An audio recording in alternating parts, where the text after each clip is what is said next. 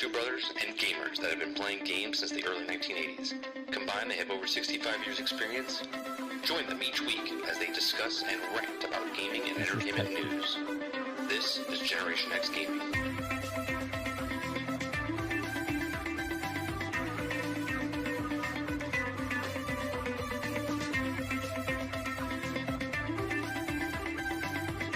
Hello, everybody, and welcome back to another episode of Generation X Gaming, the weekly podcast that goes over a few of the top stories from the past week, and we rant along the way. Sorry, you guys heard me in the beginning of the show because my microphone was on and my wife's texting me literally as the show is starting, so I was just laughing.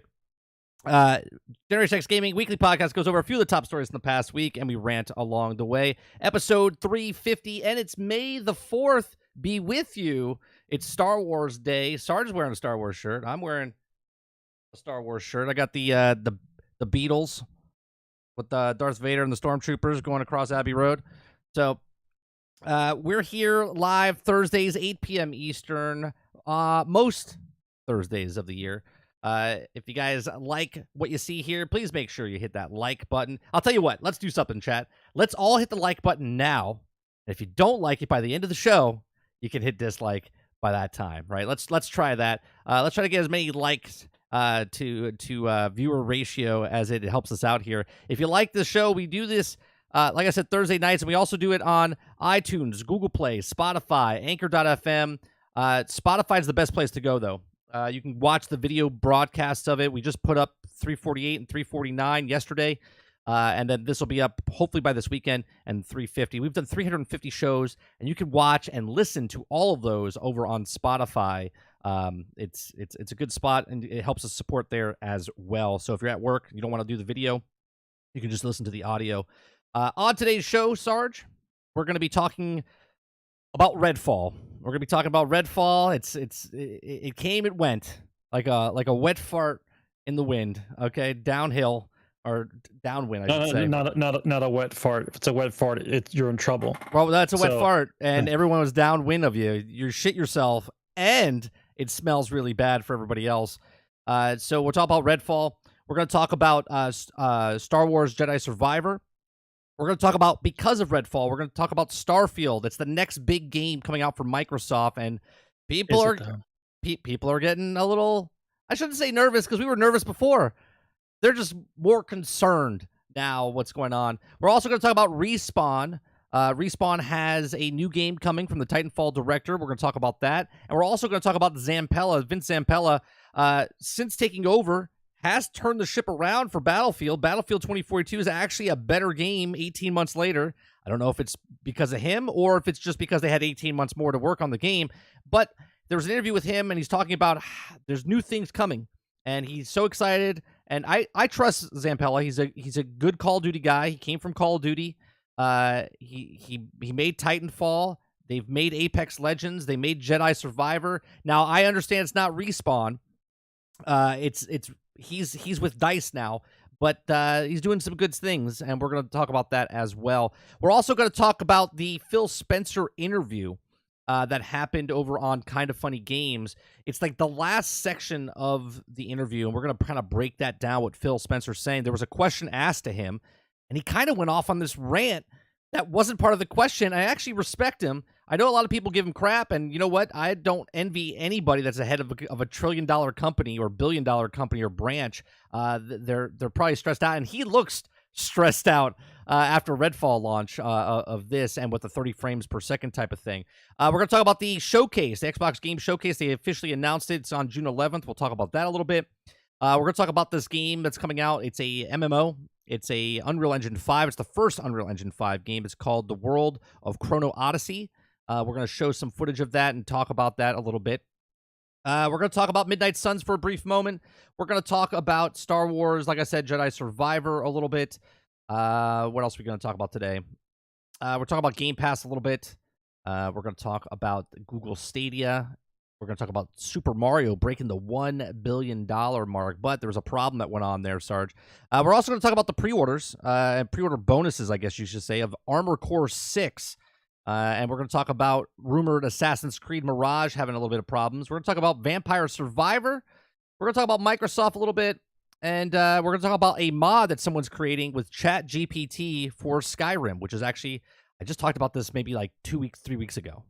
And I said, how fast is it going to happen? And here we are 3 weeks later. It's happening, Sarge. It's happening. We're going to talk about that as well. Again, Thursday nights, 8 p.m. Eastern. Make sure you hit that like button down below. What's going on, chat? What's going on, Sarge? Let's get started with what we've been playing.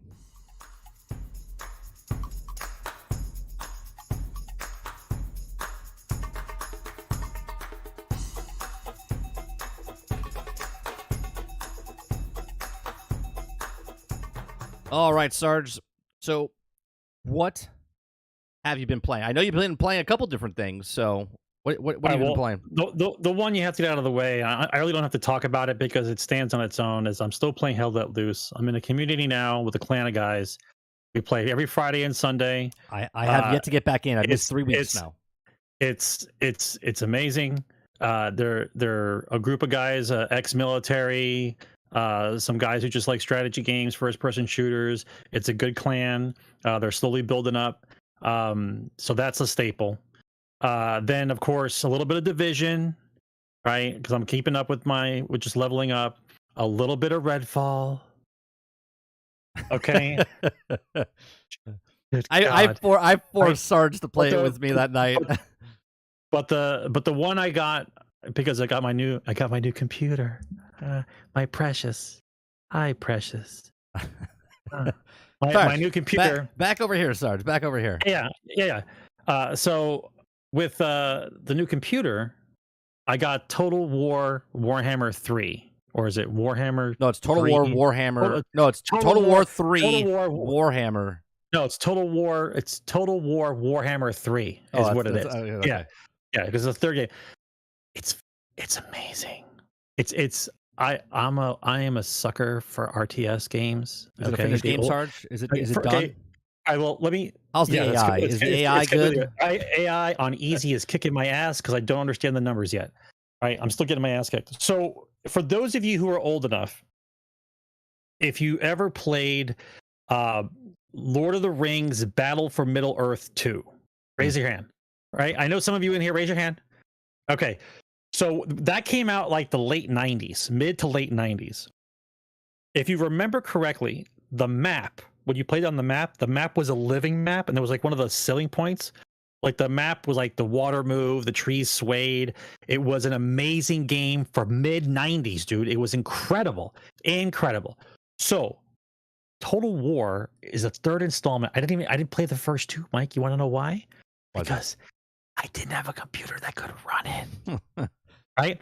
There's no reason to play a game like that when you know your computer can't run it. Right? You have a toaster oven. That's basically what you had. Yeah. Right. So, my friend who likes strategy games as well, John. Right? I saw him playing it one night, and so I got on Discord. I started talking to him, and he says, "Why don't you get it? It's a good game." And I said, I didn't even think about it because I didn't have a good computer till just now. Right? So I downloaded it. Right? And I clicked apply settings, and I asked the computer. I said, "Hey, computer, how should I run this game?" You know what my computer said? Because Sarge, you should do Ultra. Max. Yeah, don't Ultra. It said Ultra. It said Ultra. Of course, it's gonna say Ultra. It's that friend in the corner. Come on, bro, you can do it. No. Your computer, when you think your computer can run something, and you ask it what it should run, it goes, hi, you're fine. No. Like, right? It said Ultra. I'm like, really? You want me to run on an Ultra? Mistake. Nope. It's amazing. Oh, is it running okay? It's amazing. It's not running high. Your temperature is not running high. You're not burning out your computer. If I could explain to you the jet engine that is my computer, okay, the way that this case is built, it's water cooled first of all, okay, so it has multiple fans on the front and the back, and it's got glass sidings with openings in the corners. So basically, it's like a jet engine, and the air just shoot right. So I'm running on Ultra, bro, and the game is amazing. I want Lord of the Rings bad now. People in chat want you to talk slower about the computer again. It's like I should play some porn music. Like, no, we got jet engines coming into the side. It's like an engine with cooling. They love people in chat love computer specs, man. They love computer talk and stuff.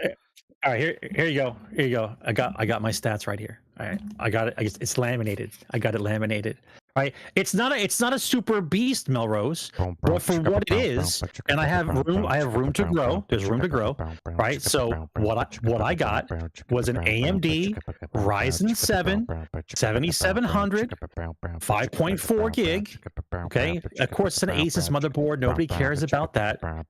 Right, 32 gigs of RAM, Kingston Fury Beast chips. Right, I got a 3060 card, nothing crazy, 8 gig, not the 16 gig like I wanted, but you know what? You have to start somewhere. These computers are expensive. Say it right? slower, Sarge. You gotta whisper it too. You gotta whisper it. I don't need to whisper it. Right. So the point being is, I'm playing an RTS game that I haven't played in like over a decade. Like it reminded me so much of Lord of the Rings. And so here's the greatest thing about it, Mike. Now the worst thing about it. The worst thing about it is you only can play 7 races out of the 23. That sounds racist. They make you buy Total War 2 to get the other races. It's an ingenious method, if I say so myself. You have 7, right? I'm sure as the game stays out a little bit longer, you can actually buy the races one at a time. Did they leave out the redheads? Right. The redheads are not in the game. So here's the best part, Mike. Ready for this? I can be the bad guy. Oh, wow. You can be the bad guys. I can be the bad guys. Like I could be chaos, and not just like all chaos. I can pick specific chaos. Are the bad guys redheads? The bad guys. Oh, the game is so good. Anyway, point being is, I've been playing a lot of games this week, and I think what we need to talk about is, you know what? So let's just get into that. So good. So good. Sarge doesn't even want to do the podcast right now. I want to play Total War. He wants to play Total War. Yeah. I know this for a fact because as soon as you guys say goodnight, I'm going back to Total War. Because as soon as I logged into Discord, I went to video chat him, and it tells you on Discord what they're playing, and it says he's playing Total War, and I went, he doesn't even know there's a podcast right now. Right. And I was like, are you ready? And he was like looking at his phone. And right as I texted him, about 10 seconds later, I could see him step and then comes into the call. He would have just kept playing Total War. he was in it. Oh, he's in it. Okay. I'll be honest with you. I'm playing on easy just to get my what, bro? You were just in chat this morning telling me when I was on story mode, you were like, I like playing hard. I like playing hard. The conversation was between me and boss. That was the conversation. Yeah. It was not about you. We were talking about each other, how we like to play the game. Right. So point being is, I'm playing on easy, and I'm still getting my ass kicked because I don't understand the numbers and the variables and shit yet. But the game is very in depth. It's got a campaign for every race. That's cool. It's insane. If you get all 23 races, a campaign for each of the races, and each of the races has a different type of play style, it's insane. It's a $60 game that is actually $60. I know you're playing Total War, but are you gonna pick up Company Heroes 3 when it comes out? I'm waiting a little bit longer for that one. It's got mixed reviews. Because I know now you have a PC. Company Heroes, Dune, Spice Wars. Yeah. You're all about that. I'm playing Company Heroes 2 because it runs buttery smooth. Yeah. Now. Yeah. So I'm waiting to see the new patches that come out for Company Heroes 3 because the balancing is really off. Like really off. It's bad. There's a lot of artillery spam. The squads don't jive well. Some guys get OP weapons about halfway through the match. It's broken. It's broken balance wise. So the guys who actually play that game like religiously are like talking with the developers, and they're actually hashing it out. They're trying to figure out what to do to balance it out. So there's no reason for me to jump in right now. I want it to be done well before I get into it. Right. Besides, I just downloaded. It May the 4th be with you, everybody. Right. I just downloaded Battlefront 2 on the PC because I want to do the mods. Right. Because I want to be Ventress. Ventress. Did I ever tell you I found the character, the Jedi character, Ventress? I found 2 or 3 of them. I bought them. Yeah, they have them in that style of the Clone Wars. Yeah. Yeah. It's just I love bad guys, bro. Love bad guys. So yeah, let's get into this. Let's go. All right. Because otherwise I'm going back to Total War. Let's go. I've been playing a couple games. I played a little bit of Fortnite today because they had an update because of Star Wars Day, right? I think it happened like a day ago. It wasn't for Star Wars Day, but they implemented Star Wars. So basically, there's like a battle pass or premium pass and a regular pass where you can unlock like a stormtrooper costume, and if you do the premium, you get Darth Maul. You get Darth Maul at the end of as a cosmetic, and I was like, all right, let me try it a little bit. Let me see how long it takes. I played one match, Sarge. I got I think 4th overall, because I had to get ready for the podcast. So I played for like 20 minutes, dropped in, unlocked a couple things, had a lightsaber, met Obi-Wan Kenobi in the middle of like a hologram of him. I accepted it. I went on this Jedi thing. I went through this portal. I came out with a lightsaber. I kind of started running around just slaughtering people with a lightsaber instead of Fortnite. I was like, oh, this is actually pretty fun and cool. So that seemed fun. So I was like, oh, I might play a little bit to see if I can unlock the Stormtrooper outfit or Darth Maul. Didn't seem that hard to do the stuff. So I'm going to probably jump back into that a little bit. I've been playing Jedi Survivor, which we'll talk about that problems of that game a little bit later, but me playing this game, man, I absolutely love what Respawn has done with this series so far. Jedi Fallen Order is one of my favorite games, top 10, loved it. This is right up there with it. I don't know what Lucasfilm is doing, but they need to hire, like Al Dente was in the Discord the other day, he's like, I don't know what Lucas is doing. I agree with him, right? I don't know what they're doing, but the writers of this are the best writers in Star Wars, right? It's like the game respects the lore and stuff in there. There's so many little Easter eggs and references and little things inside the game to connect. It takes place during the exact same time frame as the Obi-Wan series, 10 years after, because this is 5 years after the last game. Okay, so this is taking place during the Luke Skywalker and Leia are 10 years old right now. So it's at that time frame. It's a fantastic story, man. I love the characters. The acting is phenomenal. The dialogue and everything is great. They capture what Star Wars is in the dialogue that they do, right? They do these little jokes here and there, okay? And it reminds me of Harrison Ford and Mark Hamill and Carrie Fisher, like, bantering back and forth. They have these, like, little lines. It's fantastic. It's a fantastic series. And I know by the end of this, I don't know anything about the story except for what I've played, but Respawn's definitely making a third one of this. They have to be. Okay, this is just golden. So 4 years from now, 5 years from now, when the Jedi Academy or whatever comes out, when it's such a good game, I'm playing it on story mode, and I'm just loving the story. Right now I feel like a badass because you're just slicing and dicing. You have 5 different stances. Right now, I'm playing with the dual sabers. I like the dual sabers. They do less damage, but they're just so much fun to play. And I'm also using I was using the heavy stance with the long sword, but now I switched over to the blaster and sword, and that's fun. It's a little different, but it's a fun game, man. You should play the first one, Sarge, and then play this one. They're 2 fantastic games. You'll love them. I know you will. They're just such a good quality game as far as story-wise. And I haven't had any problems. I've had 2 crashes. I had one like 15 minutes in, and then I've had one 4 days in. That was the only 2 crashes I had. I had to do 2 more resets where it was glitched. Today, I was glitched. I could not get DB1 to do anything, or BD1, BD1 to do anything. Right? So I had to back out of the game, log back in, and then I would be able to use his ability that he has. The puzzles and the way they do the layouts in this game, it's like hard, but it's also like natural. Like it's, in Division, how they put the yellow tarps over so you can get up somewhere and do something. It's like camouflaged into the world.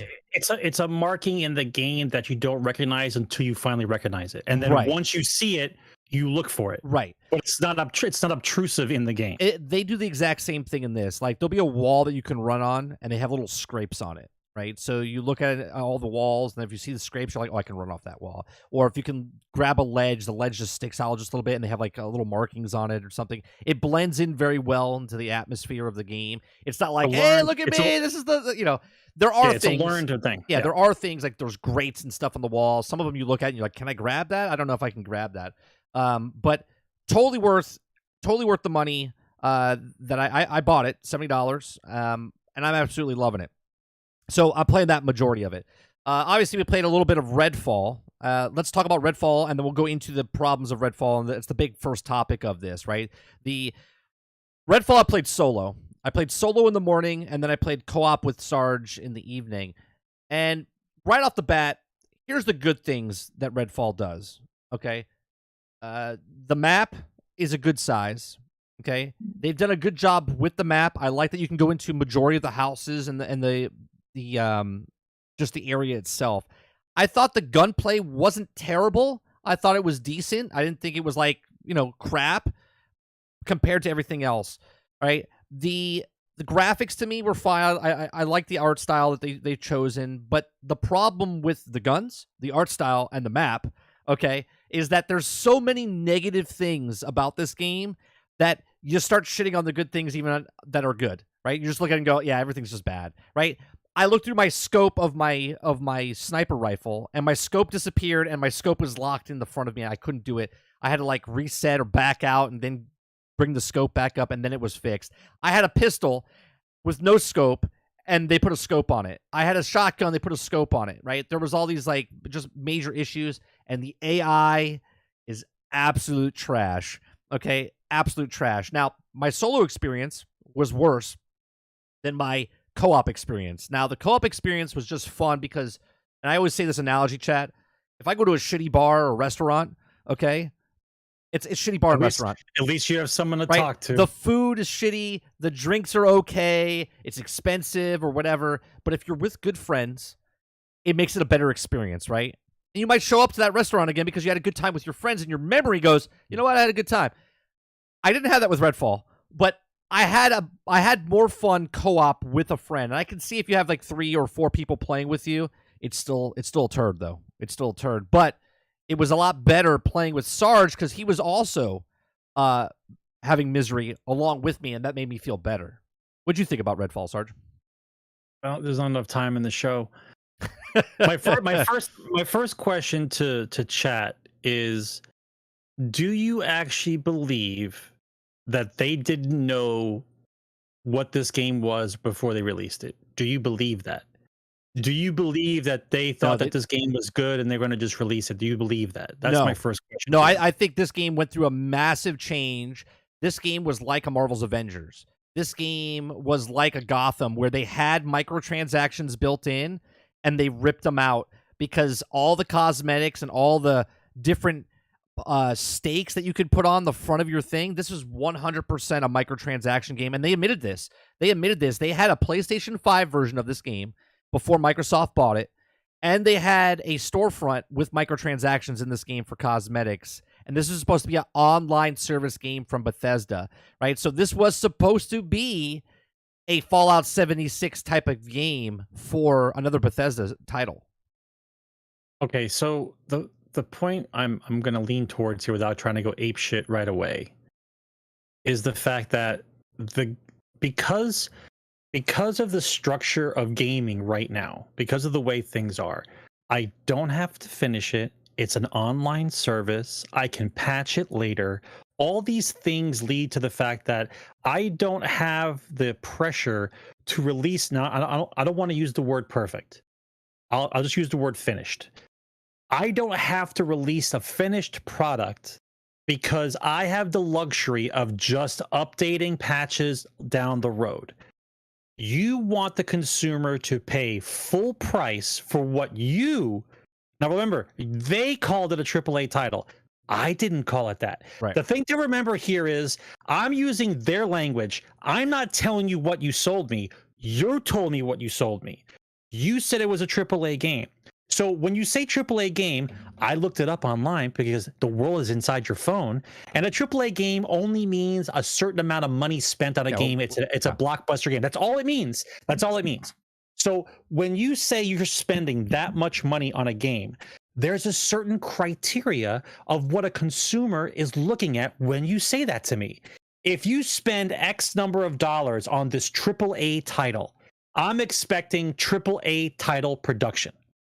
What we got here is the same level as every other third party, just make it on Game Pass type of game. Did it look pretty? Yes. Was it clean? Yes. Does it have cool sound effects? Yes. Yeah, the sound was good. You could do the basic check boxes here, bro. You could do the basic check boxes, but what would come down to the actual meat and potatoes of the game is sterile, empty. It's lifeless. It's bad. There's nobody in the game to shoot at, and when there is, the AI is programmed worse than the Mario characters were in 8-bit Nintendo. Like, the guys just don't respond. Yeah. Right. I look at like every game I've ever played multiplayer. What happens when you shoot in a room or outside with AI people? What actually happens? How much ape shit they go when they hear gunfire. These guys don't respond when there's explosions and whistles happening right next to them. It's almost like a spoof movie where the guy's making all the kinds of noise and the guard is just going like this. Yeah, it's like a Naked Gun movie. Yeah. It boggles the mind on how something that you advertise as this cool multiplayer shooter with vampires, and they pushed Borderlands on us. That's basically what they said. Yeah, but it took it 7 months to tell us it was like Far Cry, but yeah. Yeah. It looked kind of like they were talking about how it looked like Borderlands, the 4-player game, but it's vampires. Like everyone was like, "Oh, that sounds kind of interesting. Vampires is cool." Like it's supposed to be like dark, like it's supposed to be like Dying Light. I thought about Dying Light where like it's dark and you couldn't see anything, but everything in that game is so sterile, right? Nothing moves. It's just that you're walking through a matte painting. I literally walked around for a good 3.5-4 minutes and I didn't find anybody. I wonder if they're at the level, and I think that interview with Spencer that you have will answer a lot of the questions. I think you should just put the link in the chat and let them watch it after the show, because we've talked about it in the past on what Xbox's direction is, and I don't disagree with you, bro. And I agree with you that their direction is not the same. They are not selling video games. Yeah, they don't care. Right? They don't care. And the sooner that the Xbox fan base figures out that they're not being sold video games anymore and they're being sold a service, the sooner you'll stop caring about what comes out. Because in their minds, okay, it's not about day one. Literally, they told you, right? Todd Howard said it, and Spencer said it earlier on. He said, it doesn't matter how the game comes out. It matters how it finishes. But in my world, right, I'm a consumer. I expect the quality of product to be when I hand over the money, I'm receiving a quality product. Absolutely. They are saying out loud, right, in not so many words, don't worry about it. Yeah. Give me your $70. Trust me. Like that's basically what we're talking about here. You want me to give you full price for a product with the possibility of it becoming the game that it was supposed to be advertised as. Now, I don't know about you, but I think it's serious time that we fire some of these lawmakers, get some of these young kids in there, and we've got to restructure what consumer rights are for digital products. Yeah. The laws have to be changed. We are in the middle of a situation where I'm supposed to be handing over a large sum of money for some people, right, for a piece of entertainment that's not complete when you release it. Right.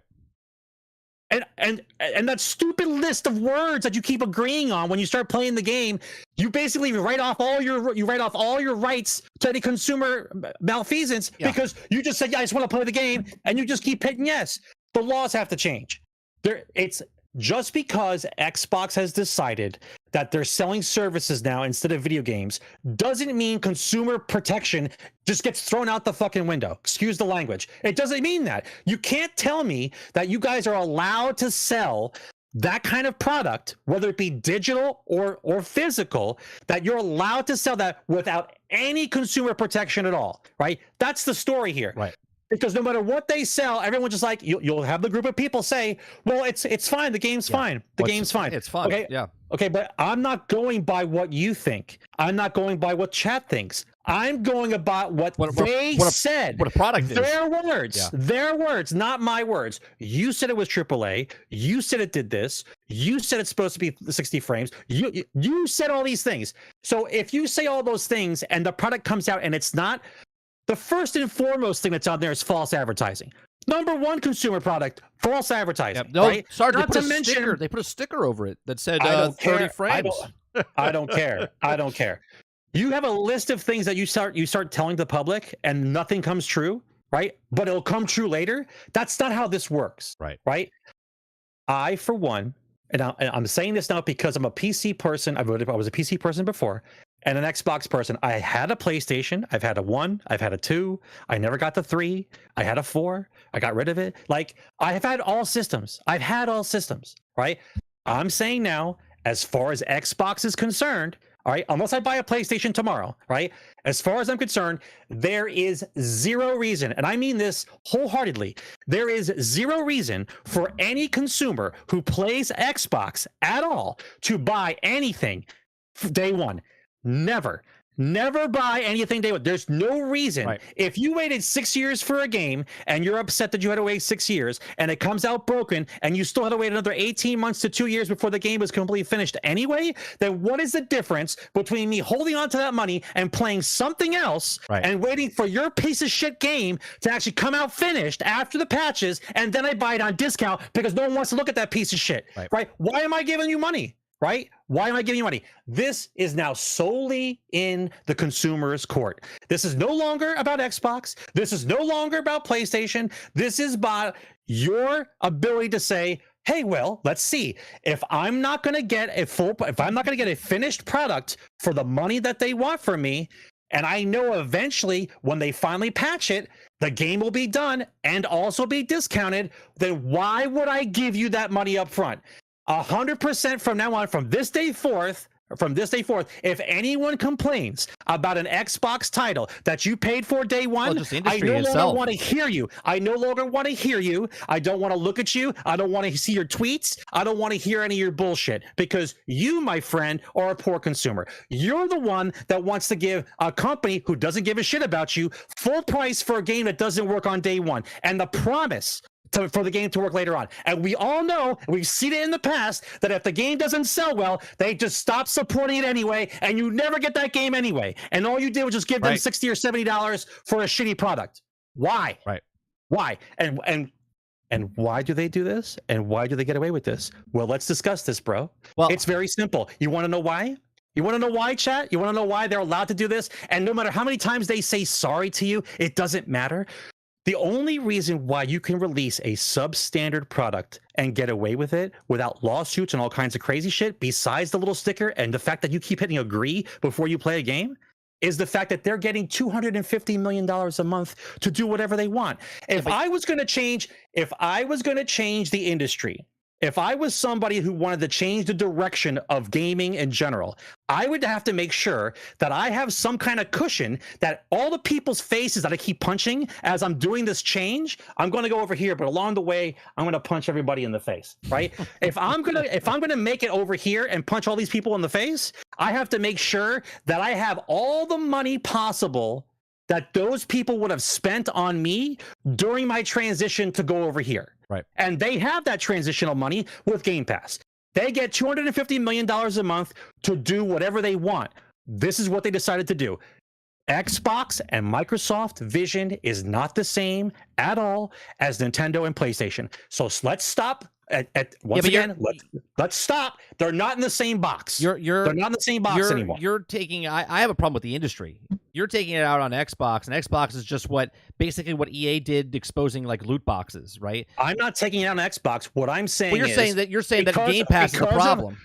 Because of the way that they're deciding how to sell their product. It's not an oopsie. This is not a mistake. Right? This is not, we got it wrong. Every time they apologize, it's a lie, because that's not what they want. What they're doing right now is exactly what they want to do. This is the MO. Yeah. Right. The consumer has to slowly churn and understand what they're doing and accept it, because they're not changing direction. This is what they're doing. Now, if you don't like it, because you have multiple systems, 100% understand that if you're in the boat with an old school console mentality, and I just want to buy a game and play a game on my Xbox or on my PlayStation or on my PC, then yeah, that's your mentality. But I got news for you. Slowly eroded over the next decade, everyone's going to jump into the same boat, because just like everything else, you will slowly transition, because there won't be any other choice. There won't be a choice to do it the other way. Right. There'll only be a choice to do it this way, right? PlayStation will be in the same position as Xbox, just not as quickly. They'll do the same thing, digital only, their own store. It'll be the same stuff, right? I am not participating anymore at all. I am never, ever, ever buying anything day one. Yeah, well, I don't care about pre-orders. I don't care about special editions. I don't care until I know that that game is finished on whatever storefront you want to put it on. Yeah. I don't care. That's the problem, right? The problem with the industry is, and this whole title of the thing is, this needs to stop, right? This needs to stop. As we look at Redfall and say, whose fault is it? Is it Arcane's fault? Is it ZeniMax's fault? Is it Bethesda's fault? Is it Microsoft's fault? They were working on this game 3 years before Microsoft got it. Microsoft says all the time, they're hands off, right? They let the companies do what they want. They have a vision. They let them do it. Well, it breaks down, right? It breaks down because there's a moment where Arcane says, this is what we're doing. And then they go to Bethesda or ZeniMax and they're like, yeah, that looks fine. And then they go off to Microsoft, upper management, and goes, yeah, it's good to us. Let's go. And they put it out there. My biggest problem with Redfall, Big Mad Mo said this. He goes, if this was like Grounded with Obsidian, where Obsidian released Grounded and it was a game preview, okay? If this was a game preview, if Redfall was a game preview, we would still be upset that the game is broke, buggy, unfinished. But we go, oh, it's a game preview, meaning we didn't spend $70, right? My biggest problem with Redfall is if you just had it on Game Pass, cool. First party title on Game Pass, it's broke the way it is now. You spent $10, okay, on Game Pass. I'm not justifying Game Pass for the broken game. What I'm saying is you didn't spend $70 to buy this broken game, right? But they charge $70 knowing that this game is broke as fuck, all right? And they launched it out, okay? And it's not just Microsoft and Arcane doing this. Jedi Survivor, who I absolutely love on the Xbox Series X right now, they put a port out that was broke as fuck, where no one could even play. It was going down to 5 frames per second on PC. People with 490s, they were changing graphics and nothing changed. It didn't change anything. There's an industry problem, okay? There's an industry problem across the board. I don't care if you're playing on PlayStation games. Forspoken was broke. Last of Us port was broke. No Man's Sky was broke. Fallout 76 was broke. Cyberpunk was broke. All of these games, no, you had your rant. Let me rant about my stuff. Okay, all of these games are broke when they come out. And the problem is, if you're going to blame Arcane and then blame Microsoft for Arcane's problems, then we have to look in the mirror and blame ourselves, okay? Because if you're buying a game knowing that one game came out broke, and then you bought the second game and it came out broke, and then the third game it came out broke, and you have to wait. You paid $70 for your hard-earned money that you got, and you buy this game, and you're like, well, I buy it day one, but I have to wait a week for a patch. I got to wait 2 weeks for a patch. I got to wait a month for a patch. I got to wait 6 months for the game to be fixed. I got to wait 18 months for Battlefield 2042 to be fixed, right? This is a consumer problem, and it'll never change. They'll keep doing exactly what they're doing, minimal viable product. They know the game is going to be broke, buggy, and they're looking for just a section. They're looking for a rating around 80%. If they can hit that 80% mark, okay, even in the interview with Phil Spencer, he says it didn't hit our metrics. It hit double digits below the metrics that we wanted. If you look at all the games that came out for Xbox and the way they got Metacritic score, they were in the high 80s, mid 80s, low 80s. This one was 63 on Metacritic. This is way below all the other things that came out for Microsoft, right?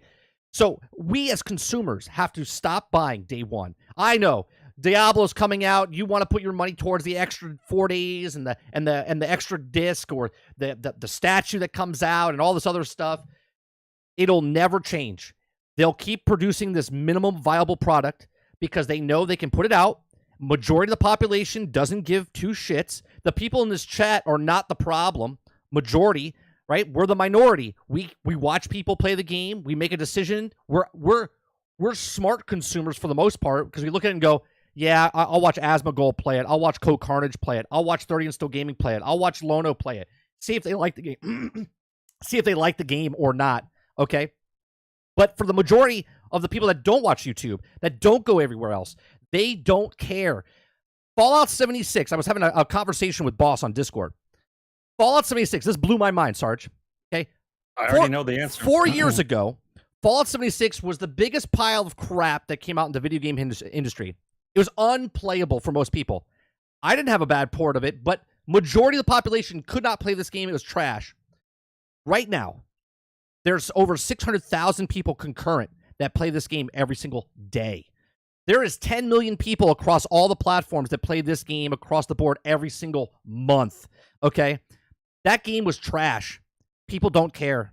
They're going to spend it because why? They're having fun. If you're having fun, great. But just like Sarge said earlier, if you buy a game day one, week one, and it's broke, buggy, unfinished, I don't want to hear you typing on Twitter or coming in going, I bought a broken game, because there are so many outlets that let you know, okay? But what Microsoft did with Redfall, okay, by embargoes coming out after the fact, not letting them use their own footage, not doing it, that's just shady. And they're not the first company to do it. That's just the latest company to do it, okay? And that is my problem with the industry. It needs to change, and the only way it changes is if the people stop buying day one.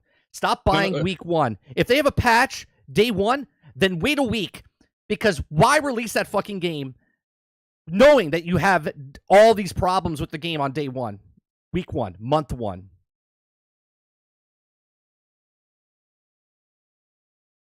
I can no longer support it. They know two things need to happen. There needs to be a rewriting of digital consumer protection laws, and it's gonna take a lawsuit. And I got news for you. And until finally someone is fed up and finds the loophole in which they can sue the company, there's not going to be any change in the laws, because they're having a field day, right? Let's if I want to be even Steven here, and I want to do the yin and yang, right? Let's not forget, and I'll side with the companies just for one moment. Let's not forget how long it was with PC games that we were able to pirate them, hack them, steal them, clone them, emulate them. All the years that they missed out on all that money, right? And now the ball is in the other court, right? There's no more physical product, no instruction manuals, no discs. It's all digital. They say what goes. They say what comes in. They know it's on your hard drive. Like, they're in full control now. So if we were going to play the even Steven game, I think that this is just the pendulum swinging back the other way. However, there was still laws in place, just like then, where if we pirated a game and you were caught, you got fined or went to jail. Right? Well, now we're in a position where they're running the show and selling you whatever they want for whatever amount of money they want, and I have zero protection. Zero. Right? I buy the digital product. Once it goes on my hard drive and I've clicked the agree button, I basically threw everything I had, any rights I had about a product, out the window. Right? The laws need to change, and consumers' mentality about their digital products have to change. And the only reason why they get away with it is because they know only a certain percentage of people will actually do or say anything. They'll just keep making the money they can make. Yeah. Right? Once again, 20% makes 80%. Once again, I have a $250 million cushion for me to make the transition on how I used to make games and how I want to make games. And I'm able, and believe me when I say this, if Microsoft wasn't receiving $250 million a month to do what they're doing, there is no way this would fly. Right. There would be massive sale losses. They would never be able to fund the companies, and the companies, they have to fire these guys, and they'd have to move on to something else. And they would close down the gaming division of Microsoft and go just do something else. They just start selling new programs of software. Trust me. $250 million cushion a month lets you do a lot. Yeah. It lets you do whatever you want to do to make the direction that you want to pick for the direction of gaming. It is not about the game itself anymore. It is about a service-based industry. That's what it is. So I have a question for you, Sarge. Let's say, because Phil Spencer even says, even if Starfield comes out 11 out of 10, right? It's better than perfect. Okay. Right now, with Redfall coming out, the way it stands. Hold on. You know as well as I do. I know. You know as well as I do that Starfield will just be Fallout 76. Yeah, that's what that will be. But it's single player. It's a solo game that we know of as of right now, right? I still think there's going to be a multiplayer version coming later. But because Redfall came out in the way it is, right? And it's from a Bethesda. Yes, it's Arcane, but they're under Bethesda, they're under ZeniMax, okay? Starfield's in the next big title that's coming out. Do you have any confidence whatsoever that Starfield comes out and it's a smooth launch, no problems. That's a loaded question. Rephrase the question. That's a loaded question. Well, I don't know how you want me to rephrase it because that's the question itself is already biased. You have to, if you're going to ask a neutral question about the game, then go ahead and ask the neutral question about the game. But you already baited it. Well, yeah, I did bait it because the Redfall comes out. We knew what it was when we saw it originally, and when we came out, we were like, "Yeah, we'll see." I don't think it's going to be that good of a game, and lo and behold, it's not a good game. Starfield, we look at and go, it looks a little iffy, and I don't know what they're going to do with it. And here it comes. Right? Do I have confidence that the game will be finished at launch? Is that the question? Sure. Do I believe that Starfield will be finished at launch? Do you think it will be a complete game day one, even with a day one patch? Do you think on day one, when this game comes out, it is a complete, finished, unbroken, unbuggy game? No, you have to give Bethesda their bugginess because Skyrim was buggy and we all lived with it. But the answer is no. I have no faith. Do you think it'll run at... I have no faith in the game. Do you think it'll run 30 or 60 frames? Hard 30. Yeah. And I think the PC will have a problem. Hard 30 on consoles, and it's going to have a problem on PC.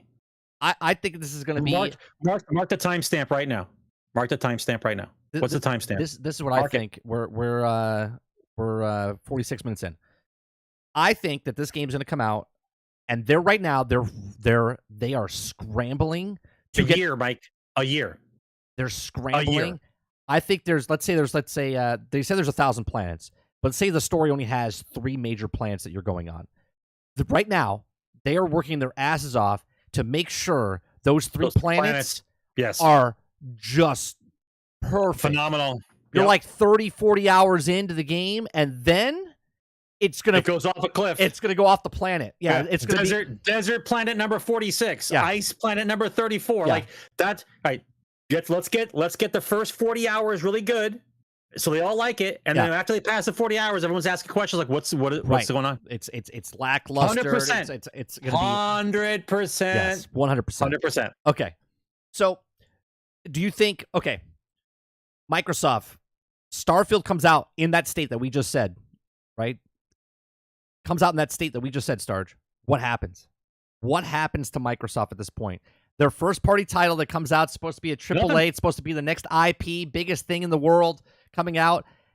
What happens to Microsoft? What happens to Game Pass? What happens? Does Xbox fold, Sarge? Do they fold? Well, here's how it works, right? Because this I think will be the transition.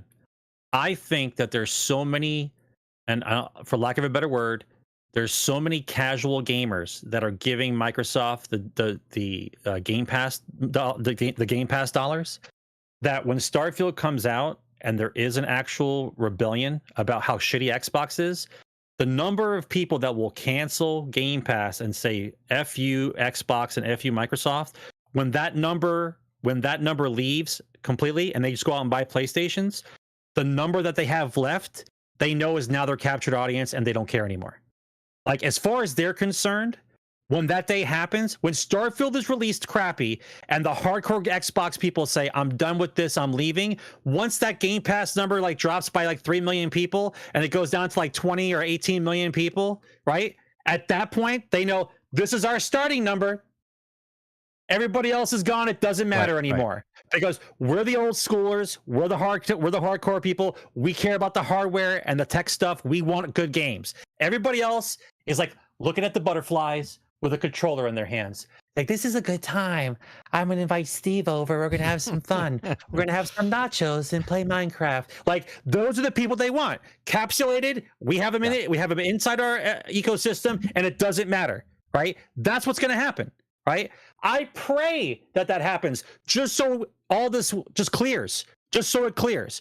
The transition of people who are old school gamers who expect what they expect for the money that they pay for hardware and software are over. It's over, right? You don't realize it. I'm a dinosaur. You're a dinosaur. Anybody else that still believes in the old way of thinking about gaming is over. It's over. Creature asks in chat. He says, Go ahead. Sorry, go ahead. Starfield will release, and I pray to God there's a rebellion like Cyberpunk, but worse. And I pray 4 million people quit Xbox completely, stop Game Pass, and stop everything and leave. Now, if that number is not significant, if the number of people who quit Game Pass is not significant enough because of their shitty ecosystem of games, and they don't care because there's so many casuals now who play on all kinds of things, on phones, on tablets, on whatever, right? It won't matter. It won't matter. It's over.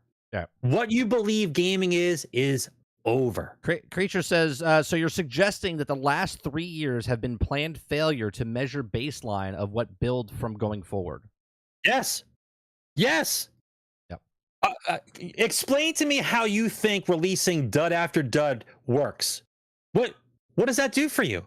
Yeah. How is releasing a bad game? In the old days, when you released a bad game, you know what happened? The studio closed down. Yep. Like closed down. That was it. You had your turn. You're done. Now, corporations own large groups of developers, and they cycling out games. And now it doesn't matter. You don't care because you got the title that you wanted. But as soon as that game is finished and they didn't make the money they wanted, they just fire them, or the contracts are up and they're gone. You don't care. Yeah. You don't care about those people's jobs, just like you didn't care before. But the difference now is everything's front and center because it's all stock prices. What's Activision stock price out? What's EA stock price at? What's it like? Nobody talked about that stuff before. Nobody cared about what the stock price was for EA, right? Now all of a sudden everybody cares about everything. Oh, why? I wonder why. Well, let's see.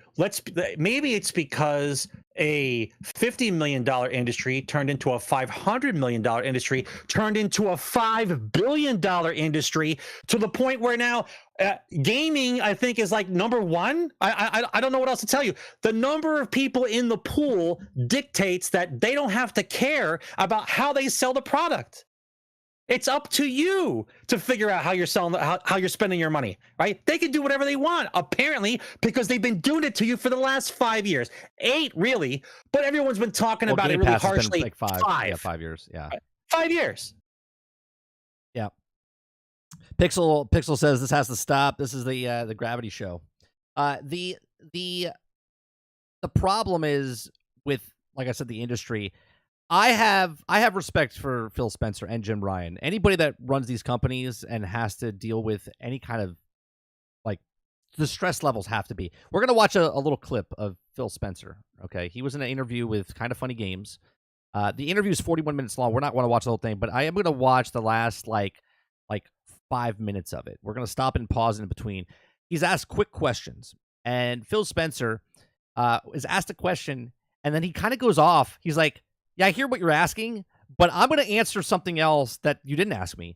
And I like Phil because he takes it on the chin. He takes full responsibility through this interview that it's on him. He doesn't point fingers at anybody. He says that he's proud, and as upper management, that's what he should do, right? Because that's what he gets paid for, right? He gets paid, and he might be on the chopping block. I don't think so. I think he's done way better. I mean, they're the most profitable they've been at Microsoft, Xbox anyway, since they've had Xbox. So here's a little interview. We're going to bring it up. And this is Phil Spencer. I'm gonna let this all play. It's about 30. We're at 34 mark. Okay, here we go. Phil, I'm going to rattle off a couple quick ones with you, Phil. Of course, we talk about 60 frames, 30 frames. Should Xbox players expect a clear message this summer with Starfield with 30 and 60 frames? That's a big lesson learned, as you brought up. Should we expect that answer as clear as day? Yeah. Okay. Real quick, he says 30-60. Because before this, let me give you a little context. Phil Spencer earlier in the interview says we have to be more transparent. I have to be more transparent. We have to be more transparent as Microsoft, letting people know what's going on, right? He says, are we going to know 30-60 beforehand? Now, I don't want to read it too far into it, but you could read his face, right? Let me just rewind that just a little bit, right? Look at Phil Spencer's face when he hears the question. Learned, as you brought up, should we expect that answer as clear as day? Yeah.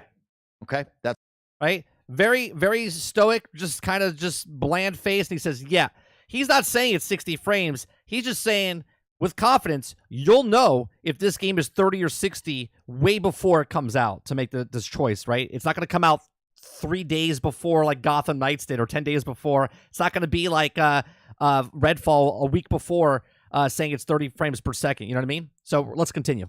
That's a great one. Another one, you see a lot of conversation, of course. I want to praise you and the team for really elevating the PC side of this Xbox Now listen to this question that this guy's asking, and then listen to the answer Phil Spencer gives. ecosystem. I think we've seen a lot of great strides in that. But when you see the community talk about the console side of things, do you think you've lost the focus or maybe put too much onto the PC side? Do you think that the console is still getting the console love that it deserves, whether it be the homepage update, achievements, of course, looking forward and using the power of this next gen? Do you think you guys have lost that focus, or is it still there, and can we see more love on that side? Well, we'll definitely continue to focus on. He asked a dumb question. Are you going to, the UI basically, and then he's answering, yeah, we're definitely going to do this. But then he goes on, continue. On making our console experience as great as it can be. I like the homepage refresh and some stuff. I will say this might be disruptive as well. And this is what he's going off script. It's not a script. He's asking all through the interview. He's answering questions that are hardball questions. They're not softball questions. Oh, we have a different vision. And what he's doing here, he says, I have a different vision. Now, I've been saying this for years on this podcast, what Xbox is doing, but no one actually listens. They just think that it's a console war. And here's what Phil says. Harris talked about this. It's play the games you want with the people you want, anywhere you want.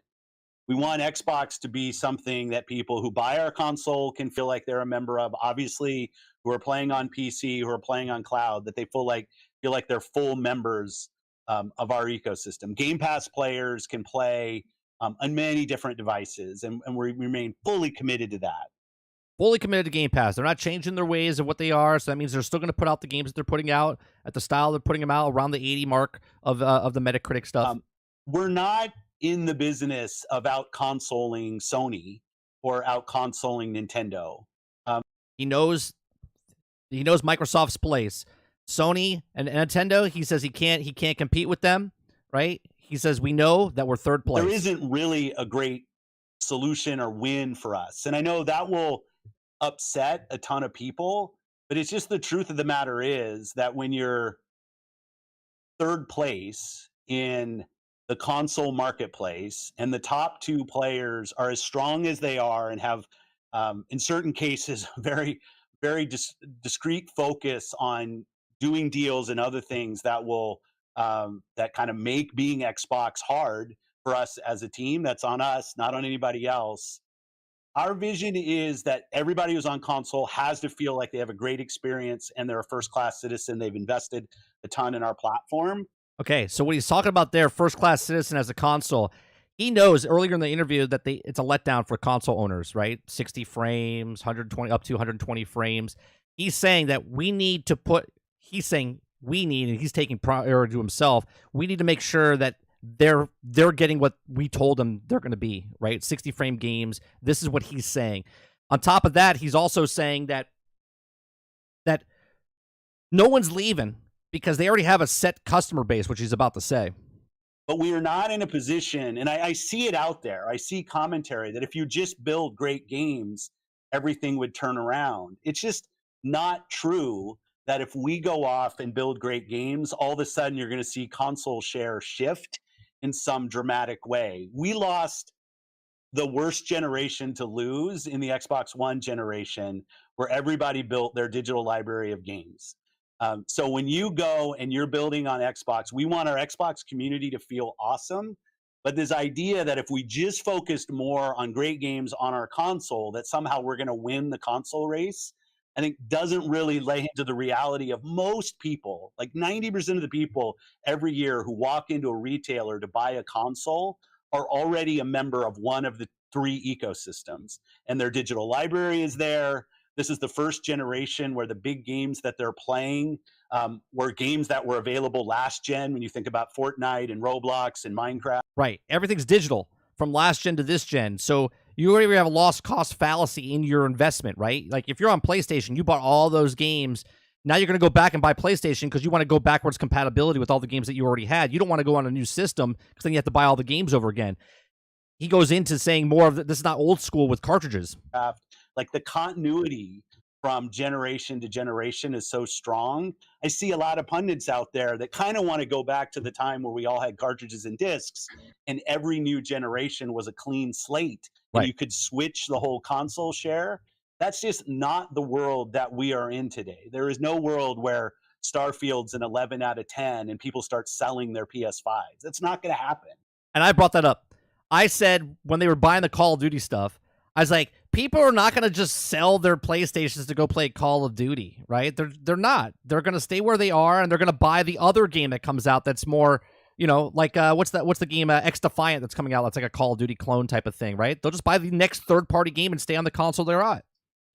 So what we have to do, and we have this unique vision because we see what creators want to do. Creators want to build games that can meet players on any screen. People play with their friends regardless of what other screen they're on. And the console is the core of the Xbox brand. There's no doubt. So like we will stay focused on making sure that console experience is awesome. But I know some people want to hold us up of just being a better green version of what the blue guys do. And I'm just going to say, like, there's not a win for Xbox in staying in the wake of somebody else. We have to go off and do our own thing with Game Pass, with the stuff we do with xCloud, and the way we build our games. So they can't. He knows. He said we can't win in the consoles with against the two other guys, right? We can't. We're treading water. We have to get out of that water. We got to get out of that lane. And this is why I said they're playing a different game. This is why they're trying to go for Game Pass. This is why they're trying to go for cloud gaming, right? Think about this, Sarge. The PC version, right? They can't get the Xbox numbers up that they want, but they can get the Game Pass numbers up, right? And we've talked about this in the past, right? The $250 million that they get every single month, 15 million of those are from PC users. They're running a deal right now of the referral program. Like if you have Game Pass, you could bring 5 other PC or 4 other PC friends, give them a week. I think it's like 3 or 5 days free. I have the article. We'll look at it in a second, right?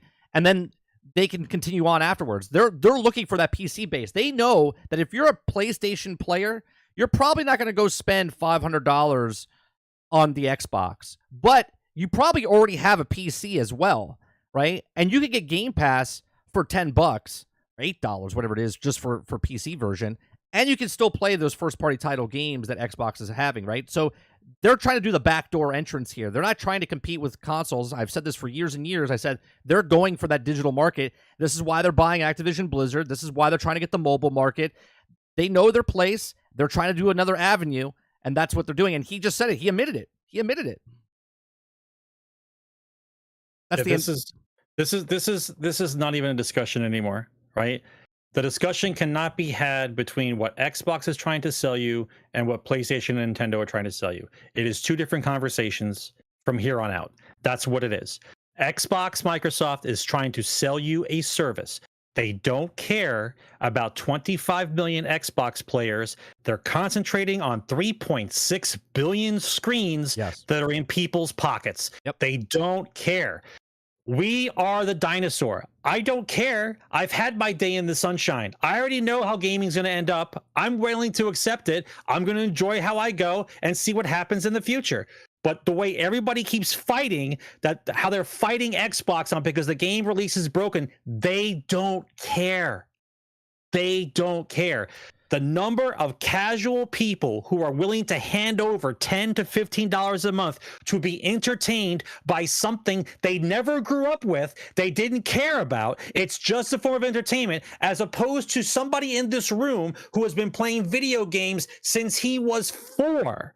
Right? I have played everything. I have watched everything. I lived through the golden age of gaming. There might be a renaissance one day, but it ain't going to be now, because the mentality between the old school gamer and the new school gamer is, I want quality for my money, and the guys who don't care say, I just want to pay for entertainment. That's the difference. That's the difference. Right. And if they're willing to sacrifice 15, 20 million people to say, I don't care about your system anymore, and they leave, as far as Microsoft is concerned, then their headache goes away. They can just market to the people who are now in the ecosystem, and it will no longer matter. It won't matter. Yeah.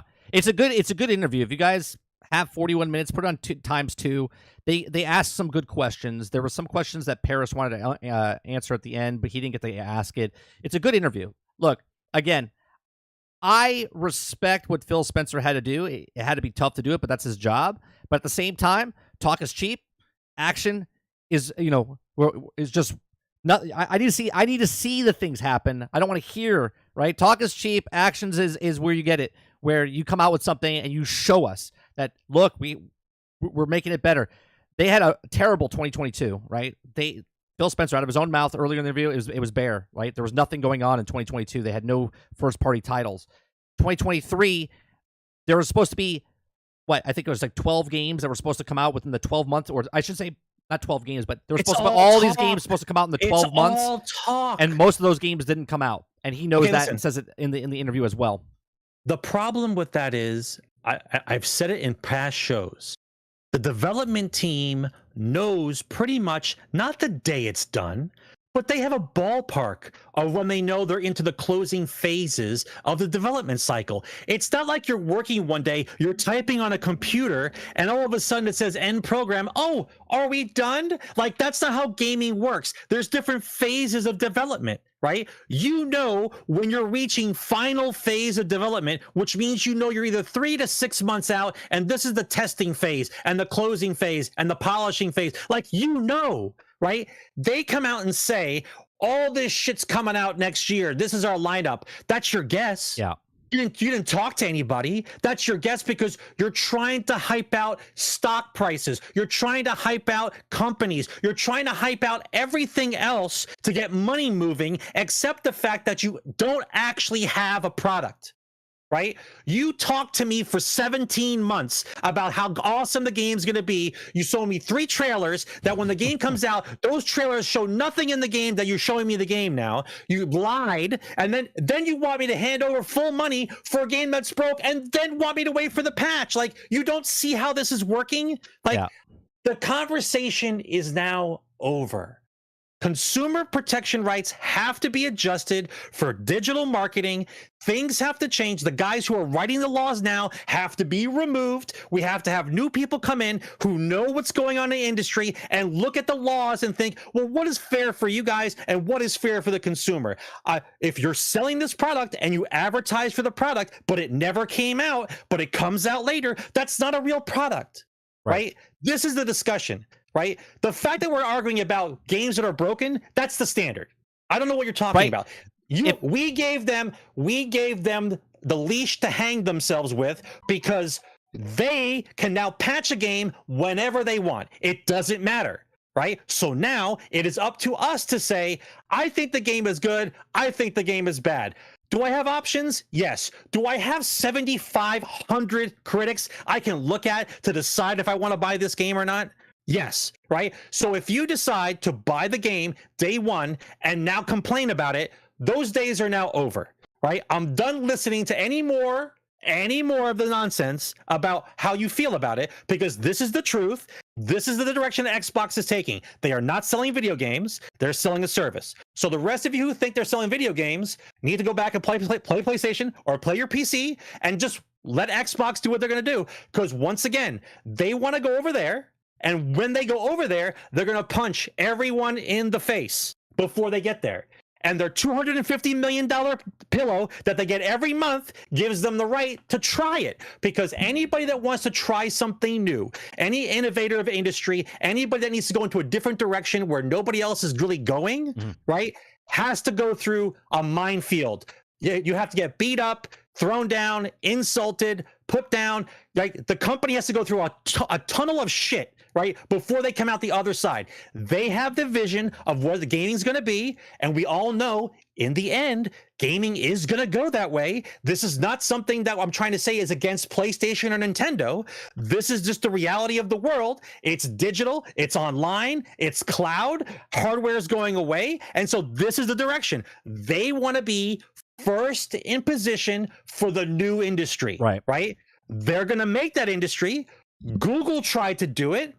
They didn't succeed, right? Do you all forget about what Stadia was, it's the same deal. Well, We're trying to sell a service. Yeah, That's what this they is. failed miserably, Stadia, because they didn't have any first party titles, and you had to buy all the games over again, right? And Phil Spencer just kind of said that. He said no one's going to leave your console to go buy the same game again, right? So they're trying to get. This is why they signed 40 new countries, right, to come on to Game Pass. This is why they're doing all this other stuff on the back end. And to answer the question real fast, where was it inside chat? Yeah, they make money. So they make so much money each month that think about this. Let's say Arcane, it took them 5 years to make it. Now, obviously, this is before. I'm just giving you them as an example. It took them 5 years. I think the game costs around $75 to $100 million, right? That's for 5 years. So in 1 month at Xbox for Game Pass, they're making $250 million. They could take $100 million, obviously, up front if they wanted to, but they're not doing that. But in 1 month, they could pay for a 5-year development of that game, okay? They can make another game for $100 million and so on and so forth every month. Obviously, I know it doesn't break down like that, but they're making money, and they're not shipping out as many games, right? It's 80 to 20. 80% digital, 20% physical. It's probably less than that now, okay? It's ridiculous the amount of stuff they're doing. And I know Pixel's saying, oh, they're not doing anything. They're doing a lot less now for a lot more money, right? Minimal viable product and getting the exact money. And they do a great thing, right? The industry switched to $70, which Microsoft is all great about because they go $70. That makes it higher, and that makes Game Pass even look more attractive now because those games that if you bought Redfall for $70, I'm sorry, you're a sucker. Anybody out there that bought it for $70, and if you paid $30 extra for the bonus stuff, you're a sucker, okay? Because you could have got it for $10 a month and had all these other games on Game Pass, and that value looks beautiful compared to that $70 for that one game. That's 7 months of Game Pass. That's 7 months of Game Pass, okay? So it's just funny to me that when you look at people like, ha, ha, ha, they didn't do anything. They're doing a lot less. They're doing a lot less for a lot more money. Right? So June 11th comes up, and they're doing the showcase. Okay, Sarge? They're going to show about 20 minutes or so, 30 minutes or so of Starfield. Okay? Starfield comes out, Sarge. If it's perfect, let's just say it's perfect, Sarge. That is a round of applause, but you don't get a pat on the back because that's what it should be. When I pay $70 for a game, it should work, right? I don't buy a car and then bring it back a month later and go, hey, can you give me the update? I would like the steering wheel now. I would like the fourth wheel on my car now, right? No, you bought the car, you get the car. I buy a movie, I watch the movie, right? I buy a refrigerator, it works, right? It's the only industry that you buy up front and get nothing. You buy a book, you get the book, right? You get all the stuff that you paid for. You want a mug? You get a mug. Okay, it works. I can put water in it, right? Imagine buying a mug with a hole in it, and you pour it in. They're like, "Don't worry about it. Next month we have a patch for your mug," and we put a patch on it, and now it's an actual mug, right? People in the video game industry, I don't understand why they're okay with a broken product and not a full product at launch. It boggles my mind. Because the consumer base is not interested in the quality of the product. They are interested in paying a sum of money to be entertained. That is the difference, right? That is the dividing line between what is happening now and the people they're trying to market to.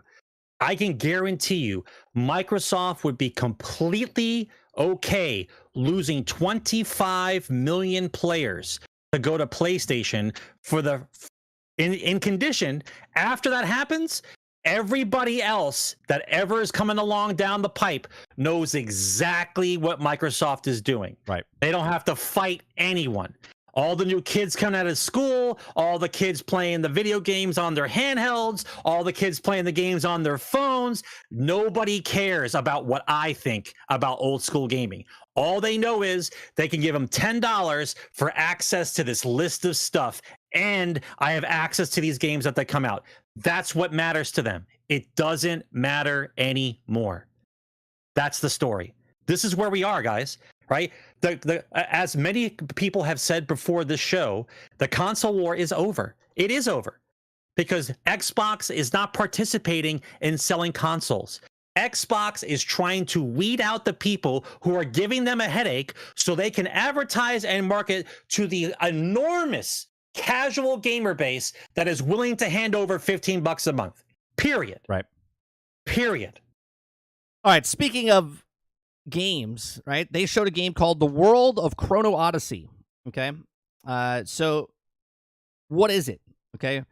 This is Chrono Odyssey is an open world game, immerses you in a vast, seamless world that is full of points of interest. The structures scattered throughout the world are designed to fuel your sense of adventure, and the game's realistic graphics, dynamics, time of day, and weather all contribute to authentic experiences. You'll encounter a variety of NPCs, each with their own stories, which will allow to gain a better understanding of the world. In the world of Chrono Odyssey, some powers intrude constantly, and you also should protect the world against them. So it's an open world that reacts to players' actions, offering constantly responsive environment for you to explore, and your impacts of the world can be visible and accumulate over time, creating a unique experience and very playable through. So let me show you some footage of this, Sarge. This game looks very, very ambitious, I have to say the least. This is done on Unreal Engine 5. This is the first MMO Unreal Engine 5 that's going to be on console that we know of. Okay, it's made by NPixel. This is a Korean-based company, which I already have my concerns with. It looks great and stuff, but usually Korean games are free-to-play, gacha games, full of microtransactions, pay-to-win type of mechanics in this, right? That's what it seems like. That's in my head right now. We don't know if this game is. Oh, yeah, it looks phenomenal, right? It looks phenomenal, right? This looks very ambitious, right? This looks very ambitious. That's what we say. Yeah. That's what we say. That's we a nice say way. ambitious. This is what we say. I mean, look how clean it is. It looks fantastic. Look at the renders. Look at the renders of the animations. Look at the water. Look at everything. It looks fantastic. But now really pull on my leg and tell me it's on the phone. Great on the phone. Yeah, great on the phone. Right. Tell me it's on my phone.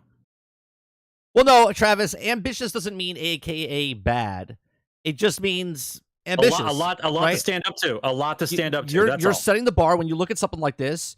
Your head's looking at it going, this is going to be awesome. Like, you're not looking at this going, oh, this sucks. You're looking at this going, right, this is amazing. You got to put yourself in a person that hasn't played as many video games over 40 years, right? My son, if he looked at this, if he was a little older, he'd be like, this is amazing. Did you see this game? You have to say, like, this is what it looks like. This looks amazing. Then you have to set your expectations, right? You have to set your expectations. Like, the other shoe has to drop. Like, what is this? Is it a free-to-play game? Is it going to be a gacha game? Is it going to be a type of game where you have to grind for hours and hours and hours on end to try to do something? Are they going to be paid boosters and stuff? But just visually, the way it looks, this looks phenomenal. It looks a lot of fun. Especially, look at this. You got 4-player co-op type of thing, MMO going against the boss. Group fights. Looks fantastic, right? Looks fantastic. Looks like a Souls game, Duplass says. This is not with the frame rate that's smooth, right? Right. Look at this. This is big groups here, like world boss going on here. Yeah, that has the giant boss battle with multiple player reminds me of. It looks like 30, 40 Defiance. people on the screen. Defiance. Oh yeah, Defiance with those big boss fights, the big world bosses. This looks like the updated version of that. And look, I want games like this to come out and succeed. I don't want a game to come out and be like Redfall where it bombs on day one, right? I don't want a game to come out and be like Jedi Survivor where the port on the PC is unplayable. All the reviews of Jedi Survivor were like, I can't recommend this game right now, right? I'm playing on the Xbox Series X, and I absolutely love it. It's a fantastic. I've had barely any issues with the game. Okay? Well, that's another way to look at it, though. If you're looking at Redfall, right, and then you look at this game here, whether the game succeeds or not, what you're hoping is the attempt of whatever this game is trying to get across pushes the industry forward, gives people ideas, changes things around. Look at what they did in this game. Can we do something better than this? When you ask those questions about Redfall, there's nobody wants to even talk about it. Like, what did you try to sell me when you made Redfall? right? You basically tried to make a multiplayer game that's a live service that some friends can hang out with on the couch on your Xbox Series S. Like that's basically what you did. There's no ambition in Redfall. There's no pushing the envelope of anything. That's a game that game could have came out 8 years ago, and you wouldn't know the wiser. You'd be like, this is a great game 8 years ago. Like, there's nothing about that game that pushes the industry forward or is breathtaking to look at, No, it or pushes- makes you think that you're missing out if I didn't play it. Yeah, it pushes right? it back. Actually, I think. Right. There are games. Not every game is supposed to do that, but a game like that I just witnessed is trying to do that. Right. Right. The Koreans are trying to say this is the kind of stuff that we love to do. Right. And it looks like they love to do it because it looks phenomenal. How does it play? What are the microtransactions going to be like? Is it free to play? And that whole other financial thing in the back end. Right. They mask that beautifully by making this insanely beautiful game and then just putting their hand in your pocket every day. Right. But that works in the Korean market, right? Because a lot of their games are like that. Yeah, we don't know. We don't know a date or anything on that as well. Look at Raid Shadow Legends. Like I keep hearing about this game every day of my life. I hear about it every day. It's an advertisement on my phone at least 16 times a day. Do you think I've ever looked at it? Do you think I've ever loaded on? No. But it makes millions and billions of dollars. Billions. It makes billions of dollars. Yep. Right. Billions. All right. So, quick note for people: the Switch version of Marvel's Midnight Suns is no longer planned, according to 2K and Fair Access. Their blog post said that. So if you were waiting for Midnight Suns on the Switch, they are no longer doing a version of the Switch. Now, I wonder if it's because they couldn't get the game to run on the Switch, or if the sales weren't really interested in it and they said, you know what, never mind, let's just not put it out there. So another story that we're going to go to is Vince Zampella, right? This guy was known a couple of years ago for at one of the functions, I think E3 or one of the events, whatever. He was in the stands. They came out and said, "Hey, you got a new Star Wars game coming out. Is there going to be a lightsaber in it?" And he was like, "Yeah." And that turned out to be Jedi Fallen Order, which was a phenomenal game by Respawn. Then, obviously, the Jedi Survivor just came out this year. But since then, about a year and a half, 2 years ago, Vince Zampella left Respawn and was put in charge of DICE Studios. Okay. So he's a guy that was originally on the Call of Duty game back in, I think, Call of Duty 3, if I'm not mistaken. And he was part of Apex Legends. He was part of Titanfall with Respawn. So he knows first-person shooter games. Last week, we were talking about Star Wars Battlefront 3, if we thought if it was coming out or whatnot. And we had rumors that they were working on a game, and now we have actual proof that they are working on a Star Wars game. They're working on 2 Star Wars games, okay? So Respawn is now developing at least 2 more Star Wars games, a strategy title made in concern with a new studio, Bit Reactor, and a first-person shooter made in-house. So Respawn is making a Star Wars first-person shooter game, multiplayer, by the way, on top of that.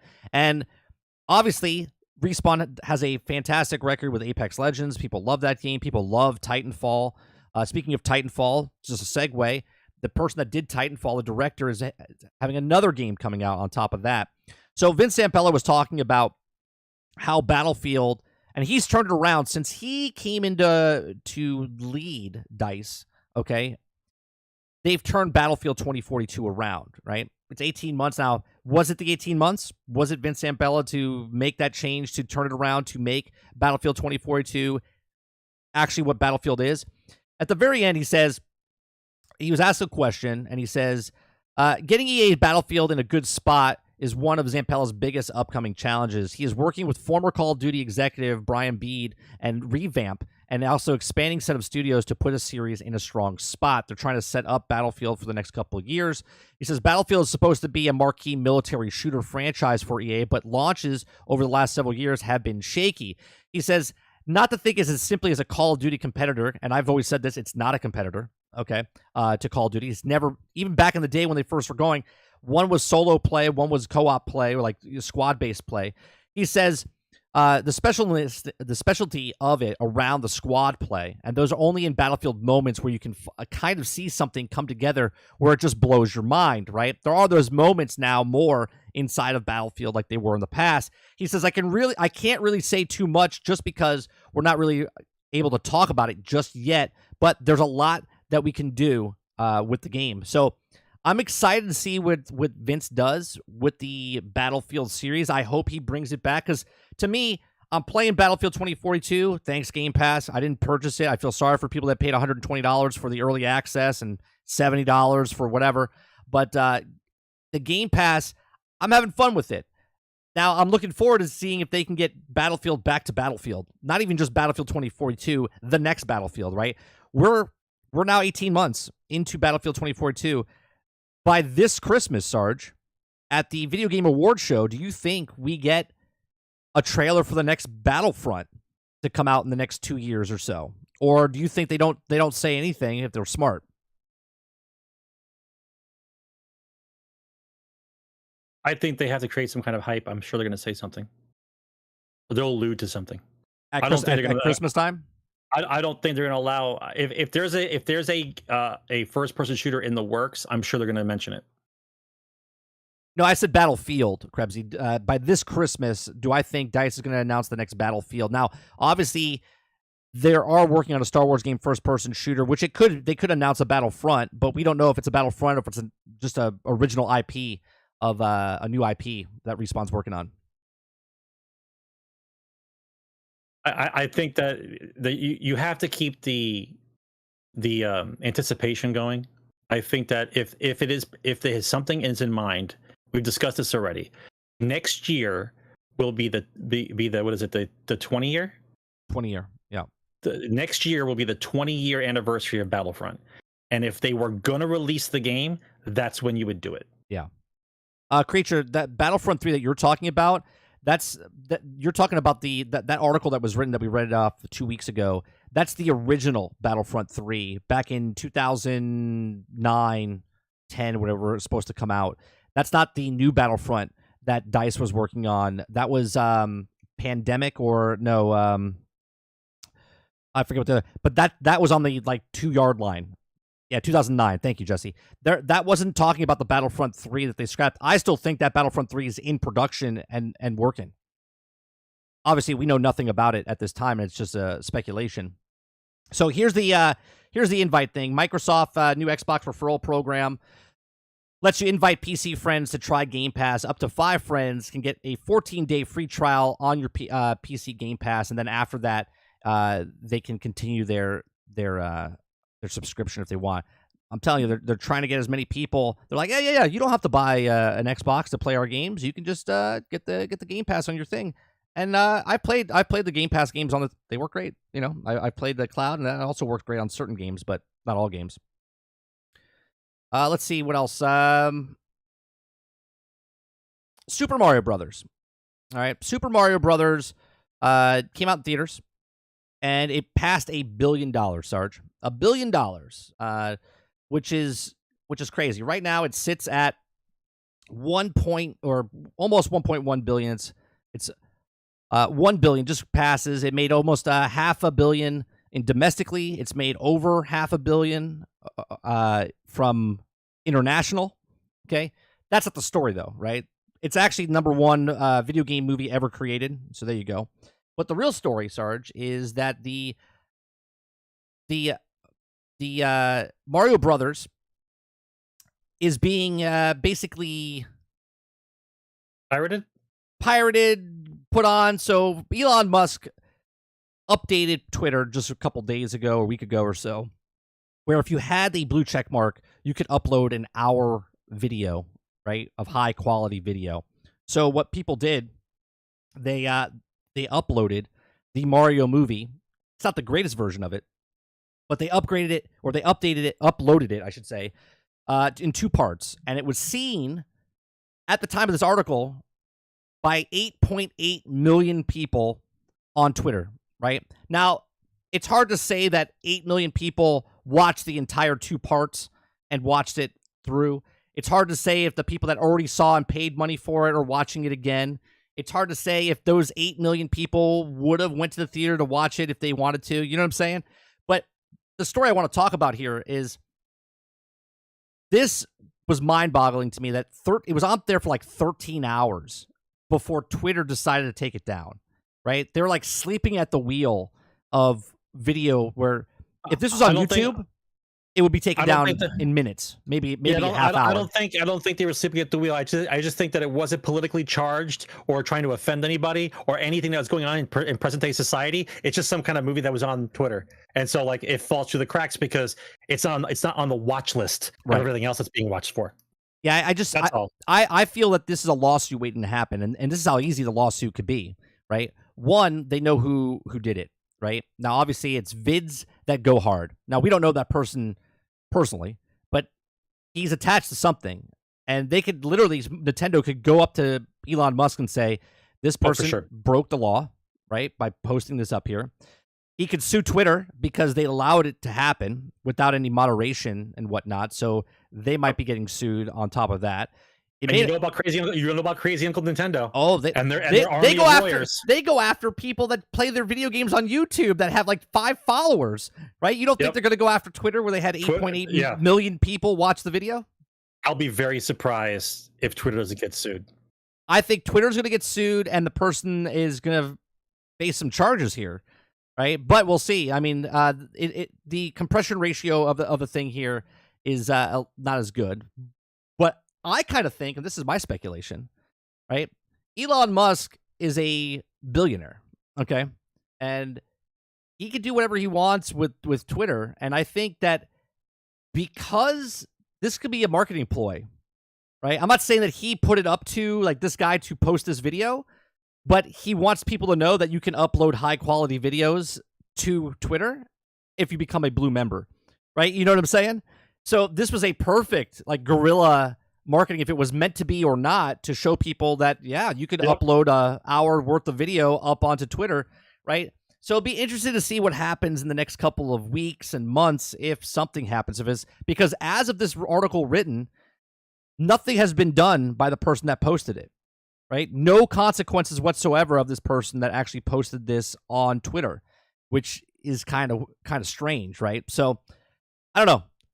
What do you think, Sarge? Do you think, I mean, obviously this is illegal. You can't do this. I mean, just to face value, if it is guerrilla marketing, I'm sure they're talking to Nintendo guys right now. I'm sure some things are being said. There's no way that Nintendo goes after a 12-year-old who has 5 followers with lawyers, and they're not going to go after Twitter. There's just no way. Right. So right now, believe me, right now, there are phone calls being made. Now, whether it becomes public or not depends on if the media is willing to actually talk about something other than all the same stuff they've been talking about for the last year, right? I'll be surprised. But I don't believe for one moment, not for one moment, that Nintendo's not already sending lawyers after them. For sure. All right, the next story I want to talk about is Armored Core. We're not talking about the actual game. We're talking about the Collector's Edition, okay?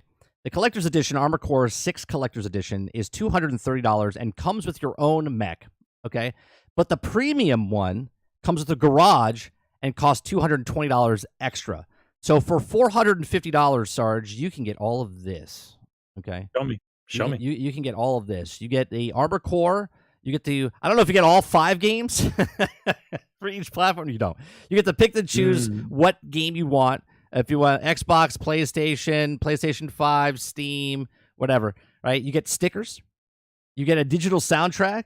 You get the pin badges. You get the 40-page art book, I believe. And you get the figure at 32 centimeters, which is like, what, 7 inches? Something like that, right? Mm-hmm. And you get a garage for $450. And this is what it looks like, right? What do you think about this, Sarge? $450. All right, so here's my thing on special editions like this. Here's the deal. Game companies, right? Stickers, Dupless, stickers. Right, game companies don't like to leave money on the table. We all know this. We grew up with this, so they know how many copies of this game they normally sell. Right? They know what their Armored Core group is. So they made this premium package for those people that are die-hard, love mechs, love them, right? Love the game, love mechs. Now, I'm sure this is probably limited to like maybe 2,000, maybe 3,000, right? And they know that those people will pay that money for this, because I've seen it done for Destiny. I've seen it done for Metal Gear. I've seen it done for any other game, right? They know that a certain amount of people will get this. And to them, that's money on the table. Right. And they don't like having any money on the table. They want it. It's a lot of money. That's why they come out with this. A lot of money on the table. Right. What I want to know is, how many sets are there? They don't say in the article if there's a limited run or anything like that. I know there isn't, because you know right away, if they told you there was a limited number, how fast that they would sell them out. Because these would go immediately on eBay immediately after. Oh, for sure. Yeah. For sure. I mean, don't get me wrong. This is awesome looking, right? Like if definitely. Yeah. Yeah. The premium pack things have come a long way. I'll give them that. I mean, I like how Al Dente's like, stickers, come on, they're decals. That's right, they're decals. Sorry, but it says stickers on the picture. Stickers are for kids under 12. Decals are for everybody else. For adults. Yeah. And you get a badge. I don't know if you get this case though. You get this pin badges, but do you get this case that it comes in? I guess you do, right? I don't know. I obviously it's extravagant, right? $450 for. Thank God you get the game. Unlike Diablo, where people I think were paying $200 or something like that. You don't even get the game. You don't even get the game. You just get all the other stuff. That makes sense. Right? That makes sense, right? Right.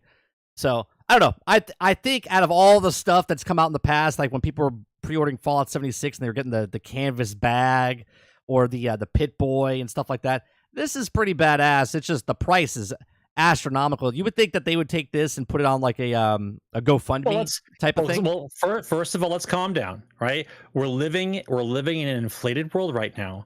So the price point here really is about double, right? So really it's about $250 to $300 for something like this. That would make more sense, right? Honestly, if this came out a couple years back and you told me it was $250 to $300, no problem. No one would even blink at it. But it's got a $40 price tag. Everyone's freaking out. But you think about with the inflation numbers the way that they are right now, everything's pretty much doubled, 40 to 45% more. So yeah, doable. Once again, it's not for everybody, but I can guarantee you they will sell out of those. Guaranteed. Oh, for sure. I mean, look at Hogwarts Legacy. They sold out so fast with the crappy book with the cheap wand that would spin up on the magnet, right? Like that sold out within seconds, I think it was. So for sure, the Armor Core fans are gonna absolutely love that. Next story, rumor. It's a rumor. Don't we have a? Oh wait, we have a. Take it with a grain of salt. Hold on one second. Here you go. We have it's rumor. Dun dun dun dun dun. Take it with a grain of salt. Okay, so rumor is that we have Assassin's Creed Mirage may have hit a production bump. Is that? I mean, obviously every game now has a bump. Right? Is that the new term? Is production bump? Yeah, the production new term? bump. It could mean days. It could be months. So it says, announced during the Ubisoft's Forward September 2022, Assassin's Creed Mirage looked to be going back to the franchise roots by featuring a story that will be around 15 to 20 hours rather than hundreds of hours to complete. For many fans, the franchise has appreciated the gameplay and the lore. Now, a new tweet from Kodak, an Assassin's Creed fan site, has been revealed that Assassin's Creed Mirage is reportedly undergoing production changes and will now be arriving later than expected. The rumor, which came from a French gaming magazine, suggests that the solo outing will now be a launch title for Assassin's Creed Infinite rather than a previous announced Assassin's Creed Red. Now, though the details about Assassin's Creed Infinite remain scarce, it's been revealed that the platform will serve both as a launcher for the upcoming Assassin's Creed titles and also the home for the series' modern-day storyline. Twitter user responding to the post were divided over the rumors and also some of the worry that the delay could be a result of middling from executives rather than taking additional time to ensure that Assassin's Creed Mirage is a polished title, showing just how aware the gaming public has become on ongoing problems. The oppressive crunch time hours and developers, one responded, stated that they don't mind delays as long as the devs have a comfortable work life. Not everyone is disappointed by by a potential delay, though, and one response starting that will still excited about the game and are hoping that Ubisoft is using the time to increase the scope of the game. Now, here's the thing. right? Delay the game. Like I don't think there was an actual release date, right, chat? They didn't bring up one. But as long as there's no release date, work on that game as long as you want. I mean, look at Beyond and Good and Evil 2. 15 years, they're still working on that game, right? They're still working on that game. Skull and Bones, 8-9 years in development. They're still working on that game. We don't have, they didn't put a date out there. Well, actually, Skull and Bones did like 5 times. But let them work. Let them work. But the thing is, once you let them work, once they announce that game, it better come out, and it better be a complete game. Make a game, sell a game. Does everybody have goldfish brain? Did we not listen to the leader of Ubisoft talk about how their entire company was being restructured and how they were taking a different turn in video games, and this big speech he gave? Do you not remember that? So when this game comes out, do you think it's going to be anything different than what an Assassin's Creed game is? Or is it just going to be another Assassin's Creed game? They went downhill at the tail end, and then when Origins came out and Odyssey came out and Valhalla came out, they kind of raised it back up. So hopefully this is the latter. This is the going up version, not the tail end going down version, right? So they are doing a lot of Assassin's Creeds. It could be the fatigue, Sarge, that everyone talks about, the Marvel's fatigue, the Star Wars fatigue, the bullshit fatigue, all these fatigue things. It's not. First of all, that statement's a fallacy. The reason why you call it fatigue is because you release 6 or 7 crappy games in a row, and no one wants to look at you anymore. If the game comes out and it's kick-ass, you're waiting for the next kick-ass version of the game. Right. Everyone wants the sequel that's really badass. That's what we do, right? So when you say fatigue, what that really means is you've released too many shitty games in a row. It's time to put it to bed, right? That's what it means. It's not fatigue, right? It's just you make shitty games, right? You're pissing on the IP. Let it go. Right? Since everybody has got goldfish brain anyway, why don't you wait 2 years and then come out with another version, and everyone's brain will reset like we never saw the game before? That's how it has to work. Reese says AC games have always been a day one buy for me. Only one disappointed me, so I'll keep going. There you go. Yeah, look, if you like the game, you like the game, right? You like the game, you like the game. There's people right now that are loving Redfall.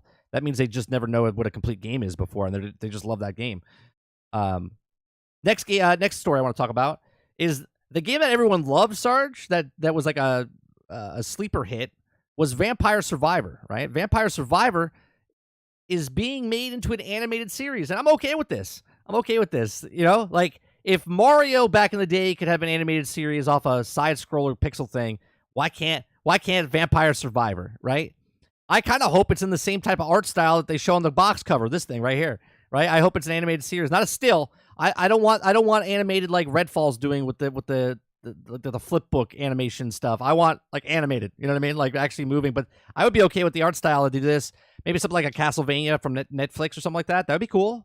I think I unlocked 2 more characters in this. I'm doing every character, every map, and so far I've done every character the first 3 maps. And so I'm on map 4 now, starting over. I've unlocked some new characters. They're actually kind of interesting. Yeah. Some of the new characters with the abilities are interesting. My son's actually playing it. He downloaded it on his mobile device, right? Because it's on mobile.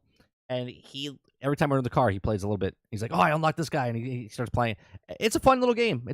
I'm really surprised. But you know what? It gets it. It knows the loop. It understands what the game is. It's a good game. Pixel. All the game is an old school version where you don't have to push the fire button. It fires for you. You just have to figure out how to not die, right? That's all it is. It's an old school game. That's all it is. Let me see what we got here. Well, you keep getting progressively bigger and bigger weapons until basically you have 2 options. Either you die, you win, or you go to the hospital because you have a seizure. Like those are the 3 options you have in Vampire Survivor. What are you in here for? Bold face, it says seizure warning. And I didn't understand it right away because I sucked at the game. I kept dying. I had to get my old school brain in, and I kept figuring out how to get the better and better weapons. And then one point I was looking at the screen and I was like this. I was like, I can't even look at the screen. Like there's so much stuff happening on the screen that's exploding. I'm like, I can't even look at it. So I'm like, I'm just waiting. I'm waiting for the board to end or for me to die. Right? Thank God I don't have a seizure issue. Otherwise, you would have a seizure. Absolutely. With the amount of lights flashing in that game when you max out all the weapons is insane. DZ94 in chat says they actually did it. Hogwarts Legacy for PlayStation 4 looks really good and runs okay. GG to developers. Look, if that's true, because I'm just taking your word for it, I'm super happy and excited because Hogwarts Legacy was a fantastic game on the next gen. Right? It is a fantastic game. It was because I'm done playing it. I'm done playing it. So it was a fantastic experience. Great game going through. I was hoping that it didn't bomb because it would wash all that goodwill away. Right? Hogwarts came out and it had a little problems on the PC and stuff when it first came out, but they fixed it real fast. Right? But overall, it's a fantastic game, and hoping that PlayStation 4 and Xbox One have a good port, and also the Switch should come out in July. So that's good to hear. Next story. Microsoft, right? Even though they got blocked, Sarge, by the CMA, they're still going out and making deals. Microsoft signs a 10-year deal with Spain and War after UK blocks Activision bid, right? I think this is just another flex. They're going, yeah, you're not going to get it in the UK, okay, in Europe, but we're going through, and this deal is going to go through. Do you still think this deal is going to go through, Sarge? Yep. Yep. Absolutely. Yeah. Absolutely. Yeah, they just keep making the same deal, 10-year deal. Here you go. We'll take that. We'll do this. All right. This next story I want to talk about, because then we'll get to the questions stuff. I said this just a couple of weeks ago, Sarge. I was talking about ChatGPT. I was talking about AI and exponential stuff and how long it'll take for games to put it in. And we talked about a game. I forget what the game was called, chat, that we talked about a couple weeks ago. About the guy made the space game. I forget what it was called. And he was using ChatGPT to make scripts and doing the dialogue and stuff. Well, now there's someone. It's called Art from the Machine YouTube channel, and ChatGPT in Skyrim VR and also in Skyrim, they're writing code for it. Okay, Skyrim mod uses ChatGPT to give NPCs memories and generate conversations. Okay, so while Bethesda is still hard at work at Elder Scrolls 6, the Skyrim VR Virtual Reality Edition, the fifth installment Elder Scrolls 6 series, is let to experience the game's open world legendary quests in the more immersive format. Okay, a modder has used a combination of ChatGPT, okay, and Whisper to tailor the NPC's interactions to the player. In this fascinating Reddit post, the user detailed how he uses the three tools to create a memory system for each NPC, as he demonstrates in the above video. We'll look at it in a second. That the Whisper conversations the player's voice to text, and also passes NPCs to respond appropriately using ChatGPT. A memory system has been set up so the NPCs will remember the past conversations with the player, so your conversation will feel based in reality. Okay, so the talented modder has used ChatGPT to create a system that summarizes the conversations you both had upon exit, so that each past conversation is remembered and condensed, right? So as you go back and have a conversation, it remembers the last time you had a conversation with it, and it knows what's happening in the game as far as the time of day. All right, so let's take a look at this. Let's take a look at this. Were you I like how they would fire fire story? Skyrim when they do shit like this. Yeah, hold on, because you're on the same volume as the same channel. Let me think. Oh, hold on a second. Yes, my family and I used to tell campfire stories during our hunting trips. We would share tales of great Nordic heroes and legendary creatures such as trolls and draugr. I remember once my father told us a story about a warrior who battled a powerful dragon and emerged victorious. It was a thrilling and inspirational tale that instilled courage in me and my siblings. As a housecarl, my identity It also- is closely tied it also to my duties, and remembers- my role as a protector. It also remembers the time of day. Okay.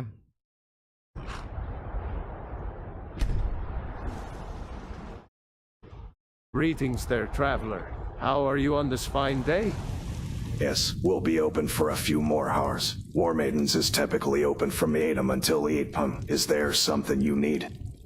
Now, obviously, it sounds like a robot talking. Okay. But this is what I'm talking about, though. They've already implemented ChatGPT into the actual game where you can actually have conversations with it. Ask it a question, and it'll respond back to you what it is. Okay.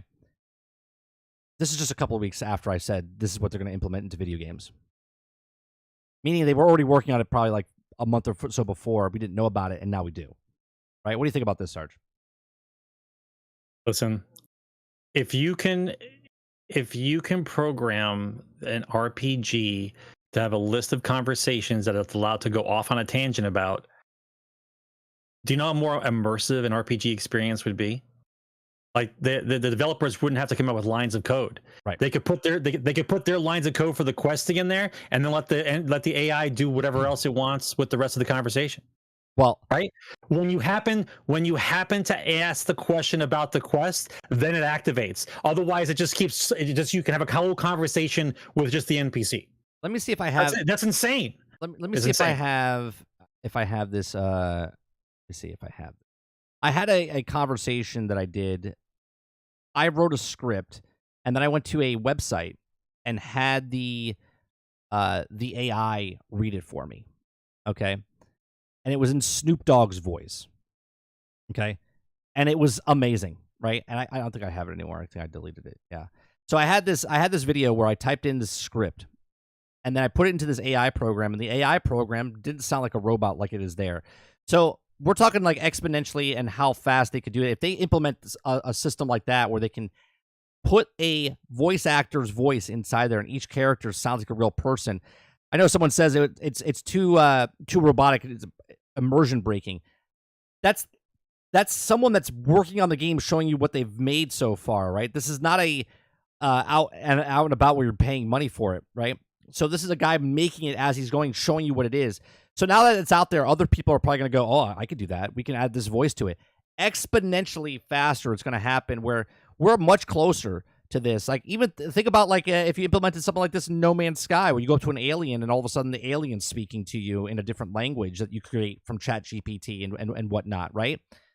This is amazing stuff, and this is the cool part about gaming and people that are passionate about stuff and try different things and do things, right? This is what the industry needs.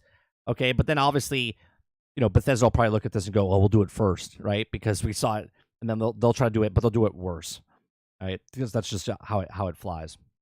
Listen, AI, if done correctly, AI will save hundreds of thousands of hours of coding conversations for RPGs. Period. It'll be more immersive, and they can put more time into something else. It's going to work out in the end for us. But as long as we don't get drones with machine guns on them, we can be as close to that too. I revamp another anniversary edition, special edition of Skyrim with ChatGPT starring in it. Yeah, that's right. Or we can get Terminator 3 robots running around. Like it can go either way. It's 50-50. All right. It's that time, chat. It's Q&A. If you guys have a question that you would like to ask us, put it into the question submit part up on top. People that are members get priority. If I don't get through them all, let's get to it. So Travis first asks, let me make this a little bit bigger so I can read it. Do you think when a game has AI that overlooks things like a flashlight being directly on them, that it's intentional bad programming or just laziness? It could be intentional that makes sense. So what he's referencing that in Redfall, I had the flashlight on and I was sneaking up behind people and they didn't even interact. So basically the light wasn't programmed to be seen by the AI, right? They don't see the light. The light's just for you to see. So that means the AIs wasn't coded to see the flashlight, and you could go up right behind them. So what do you think, Sarge? Do you think this is just laziness, or do you think it's intentional? What, the AI in Redfall? Yeah, well, he's asking the AI where you have a flashlight and they can't see it. Was it intentional or was it laziness? Lazy programming. Yeah, I think they just kind of forgot to go back and fill in the code for the flashlight, which is pretty bad considering the game is mostly at night and you're going to need a flashlight for some of the stuff. So Stealth Gaming asks, if a pro version of the Xbox Series X is released, will you support Microsoft and buy it? Say it one more time. So if Xbox announces like PlayStation 5, oh, I forgot to talk about that story. PlayStation 5 is sending out the next dev kits for it, right? So he's asking if Xbox comes out with a pro version, like the upgraded Xbox Series X Pro, yeah, would you support Microsoft and buy it? No. Yeah, I don't know if I could. There's no reason for me to do it. I wouldn't buy it. I would be okay with my Xbox that I have now until Why would I need it? Well, until they prove to me that there's games coming out, and then I would be pissed because I bought this thinking that you're going to have games that run on this. Now let's not be too hasty. The people that are going to buy that are going to buy it. Right? The people who love to have the newest gen version of a console, there's no questions. They just go out and buy it. Yeah. But you're asking me if I would buy it? No fucking chance. There's no reason for me to buy it. Right. Oh, I'm sorry. Do you want me to just give you $500 because you're cool looking or you're like a nice looking guy? Like that's basically what you're saying. Just give me $500. I'm trustworthy. Like that's what we're doing. Now, I will buy a PlayStation 4 Pro because it's the next system coming out, and I don't own a PlayStation 5. But if I had a PlayStation 5, I wouldn't upgrade either. I wouldn't upgrade from a PlayStation 5 to a PlayStation 5 Pro.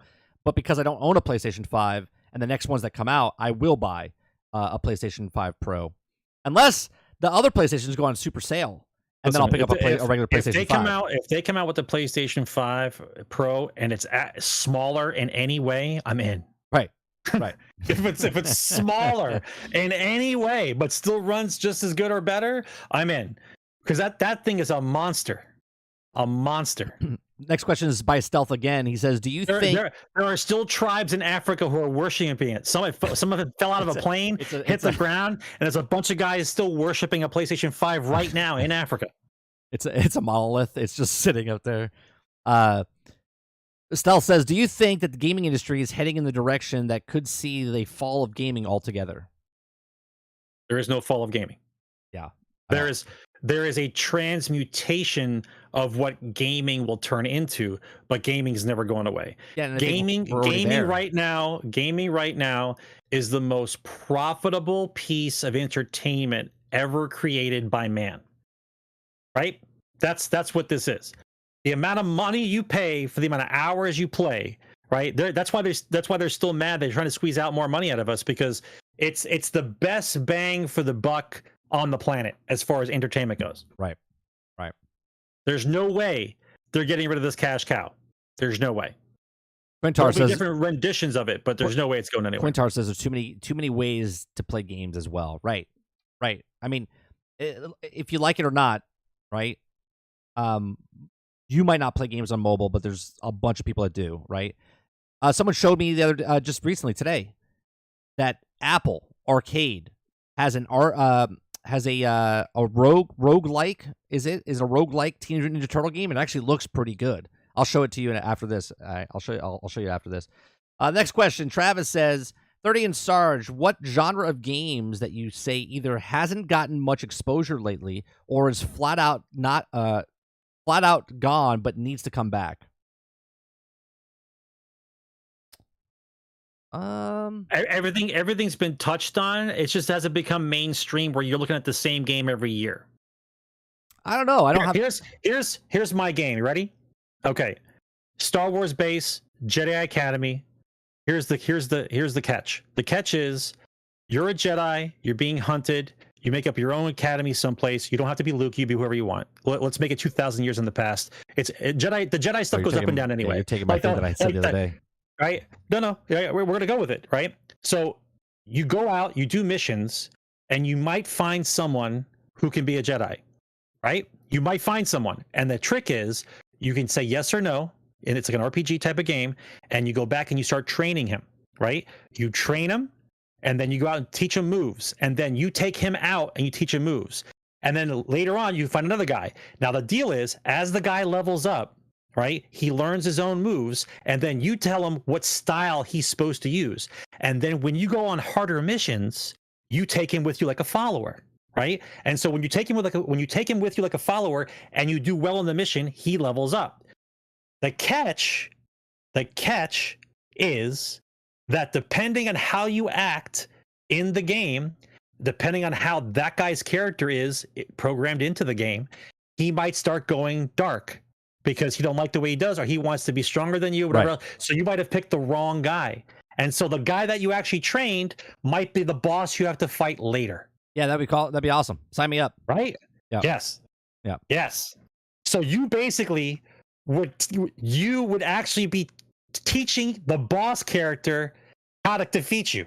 Yeah, And then you'd have to remember what moves you gave him so you could counter what he does. Yeah, Sarge is adding on to what I said the other night. We were playing Jedi Survivor. I was like, I would love, because Cal Kestis in Jedi Survivor, I was like, man, I want a game with Luke Skywalker and R2-D2 traveling the galaxy, making a new academy, right? Like, so it takes place between it, episode 6 and 7, and he goes around.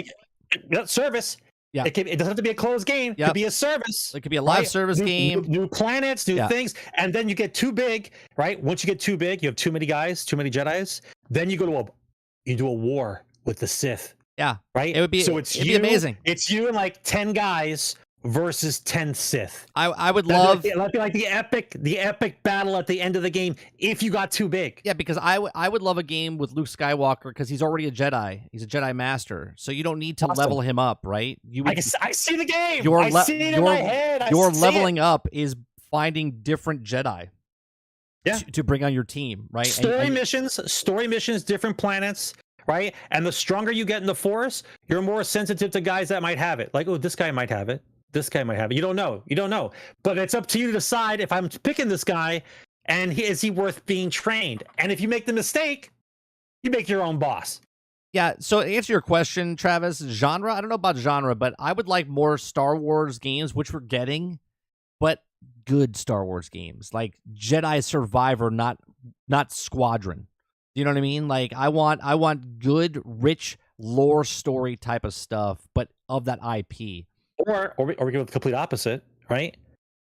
You're a bounty hunter. You get to make up the kind of bounty hunter you want to be, right? And you're hired by Darth Vader to hunt down Jedi. Supposedly there is a bounty hunter game coming out. You're the bad guy, and you're hunting down Jedi. Right? I think there's supposed to be a Mandalorian game coming out.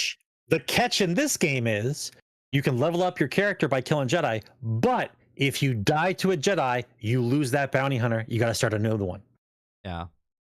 All right, so the next question, Krebsy says, what does Xbox need to show on June event and regain players' faith? Talking about the June event, do you think that it will be a change to do Redfall performance and Activision Blizzard not done by then? All right, let me break that up. Let me break it up. Again. What does Xbox need to show in the June event to regain players' faith? We'll stop there. What do you think they need to show? Nothing. They don't have to show anything because whatever is going to come out will come out when it comes out, and it'll come out in the same state, which is we got a game. You can play it if you want to play it. No big deal. It's another game that we have. That's how they sell it. It's not about the game anymore. It's not about the game anymore. I think they don't have to show, but they have to say, right, that from this point forward, right, all games that are coming out are going to hit the 60 frames per second on the Xbox Series X, right? If the S is holding it back, fantastic, but they have to say on the generation, what Phil Spencer said in his thing, he said consoles are our heart and soul, and they need to be, they're our bread and butter, basically, right? That's what he said. He said they're, well, not bread and butter, but he said that they're our core, and we need to make sure that the things are happening for them. So I think they need to assure at the event that going forward, they're going to make the 60 frames per second type of thing. I don't care what games they show us. They got to make sure the games work properly. And right. The second part of this question is talking about the June event. Do you think it will be changed due to Redfall performance and Activision Blizzard not done by then? I can't say yes or no because I don't know what their planning is. The court case for the ABK doesn't happen until August, so that's off the table. So,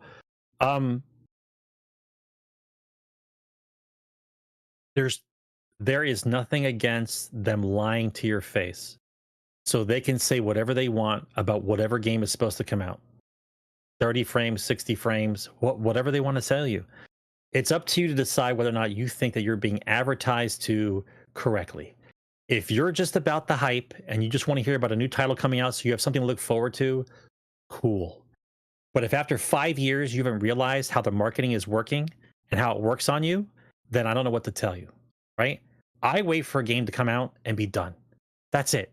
I don't care that's a rumor that the game's coming out or when it comes out, because you know as well as I do, whenever they say the game's going to come out, it doesn't come out, right? The only games that come out are the games they don't talk about at all. Right. They just mystery launch a game and it happens to do well. So here are your two options. You don't know anything about the game and it appears in your lap and it's actually good, or they tell you a game 18 months out, 2 years out, every day, every week, they tell you about it, and the game is just dog shit. Which version do you want? Right. I'll take the one where I don't know anything about it, right, and it comes out and it's cool to play. Because your expectations are nothing. Yeah. That's the way I'd rather go.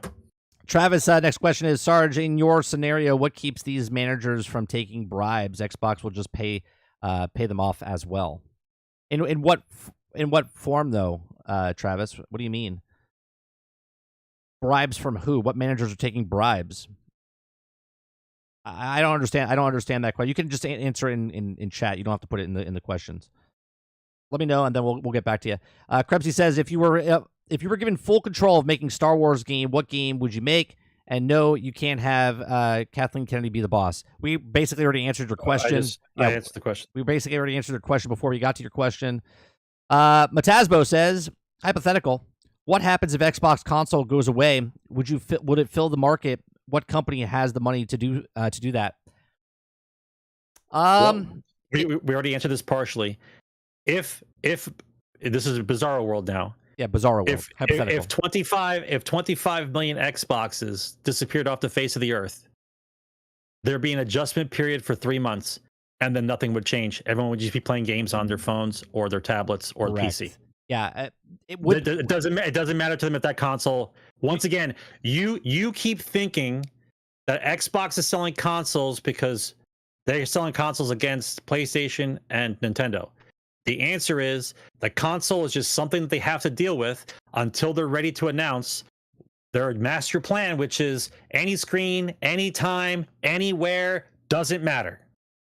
That's it. Yeah, I don't think there's going to be like Amazon's going to come out with a console because the industry is going to all digital. I honestly don't think that. This is why I don't think Xbox is folding, right? I don't think Xbox is folding. They're just morphing into their final stage. Do you know what I mean? Their final appearance of what it is. Mode number 6 for Sephiroth from Final Fantasy VII. Yeah, exactly. Okay, so Travis is saying when he said we need to get rid of current laws and get new lawmakers, what keeps them from being paid off? Say that one more time. He said when you said we need to get rid of current laws and get new lawmakers, what keeps them from being paid off? The new lawmakers being paid off. It's not about being paid off. It's about if it makes financial sense to put protection in. There is no reason to put protection in because nobody's bitching. Everyone's just taking it on the chin, right? I'm allowed to sell you an unfinished product digitally with the promise of it being fixed later. No law. There's no law about it. There's no law about it. It's just you're putting physical product law into the digital sphere. It doesn't work, right? I'm not protected by a faulty product. The product, once it goes onto my hard drive, that's it. Yeah. I press the accept button after that long paragraph, which nobody reads. You press yes, and that's it.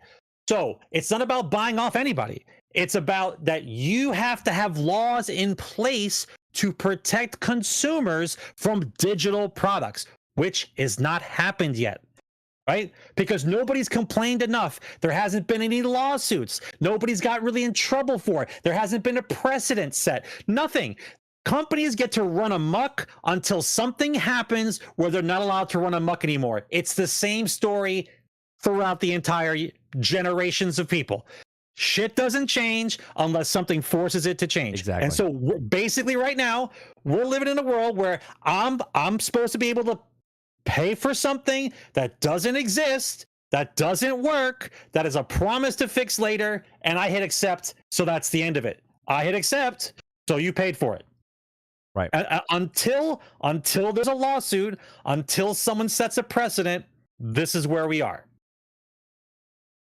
All right. So you remember those 10-day return policies, huh? Those are going to be missed. those are going to be missed. All right. Now you have the 3-hour policy. YouTube lurker asks, do either of you think Forza will ghost drop at a showcase? It's the one game that was shown devs behind the scenes and graphics and gameplay. Any chance they sandbagging it, the date for hype? That's an interesting thing. Yeah, because of what happened to Hi-Fi Rush. It came out and it got really good reviews, and there was the only game that they didn't have a date for. That's a good theory, lurker. Yeah, maybe at June 11th they say, hey, here's Forza Motorsports, and you can download it right now. I can see that happening. Now, they better make sure that it's working, because if it has any problems whatsoever, it's just going to be a pile on top of a pile on top of a pile, and it'll be the only thing people talk about. They'll be like, oh, they shadow drop Forza Motorsports, but it works like Redfall, and the cars don't drive because they look like they're on an ice skating ring or something, and the AI is completely dumb. That would be horrendous for them. I don't even want to talk about Forza ever again. Like, I don't hold a driving game that looks that good in esteem of anything. I don't care. The fact that they would use that to fill airtime when you're in a shitstorm of I can't make a video game, and you're going to put your little car game on the top of the cake to make sure that the shit cake looks good with the little pretty car on top. I don't care. Yeah. I don't care about your game. I don't care if they come out with 16 DLCs for Forza and you get to race across the actual United States of America because they paired up with Google Maps and you can actually drive down real streets. I don't care. I don't care. I want a real fucking game for my system that I bought. I don't give a shit about Game Pass. I don't care about the white potato. I want a real game for my system. And until then, I don't pay attention. Travis says, I mean, I agree, but some people love racing games, of course, and some people love RTSs, and some people like first-person shooters, and some people racing games have been out forever. Yeah, forever. My son, we went to a comic book store, and they had an arcade game there, and it was Pole Position. He's like, Dad, I want to play this game. I was like, no, we don't have time to play this game. He's like, I want to play. He's like, it looks fun. I was like, we can play it at home. I was like, we're not putting 75 cents to play Pole Position. All right, 75 cents to play Pole Position. I was like, no, it's like, is it a sit down or stand up? There's a stand up. Yeah. Stand up for 75 cents? You're out. Yeah, it was 75 cents stand up. 75 cents to play a stand up video game. Yeah. Good Lord. He liked it because it had the stick shift. I was like, it's just high and low. It's like, it does nothing. I mean, you can go back and play the racing game on my computer with the 18 stick shift. Right, you have Forza at the house. Yeah. The hell are you playing for pole position for 75 cents? Yeah. It was funny. The last one, the good old U.S. quarter, the OG microtransaction. That's right. The last question is, Travis says, what do you think about Dagon as a villain? I don't know if I can answer this because people are not either watching or want to know about the game. So I'm gonna take the fifth there, Travis. When I play the game, if you ask me that question, if people are watching me play Jedi Survivor, I can answer that for you while we're playing the actual game. I'm not going to answer that here for you because I don't want to ruin it for anybody that's either playing or going to play.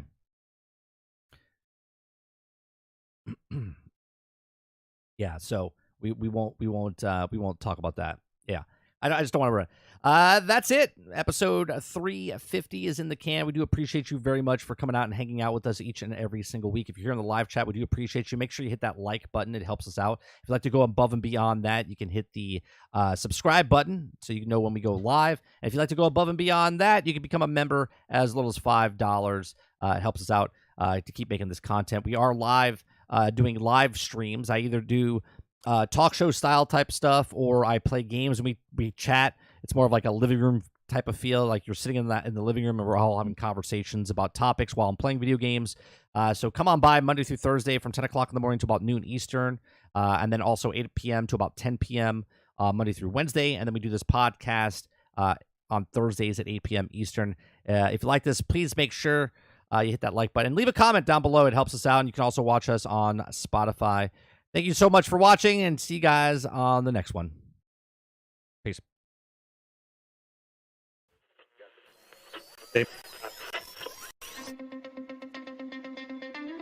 There's two brothers and gamers that have been playing games since the early 1980s. Combined, they have over 65 years experience. Join them each week as they discuss and rant about gaming and entertainment news. This is Generation X Gaming.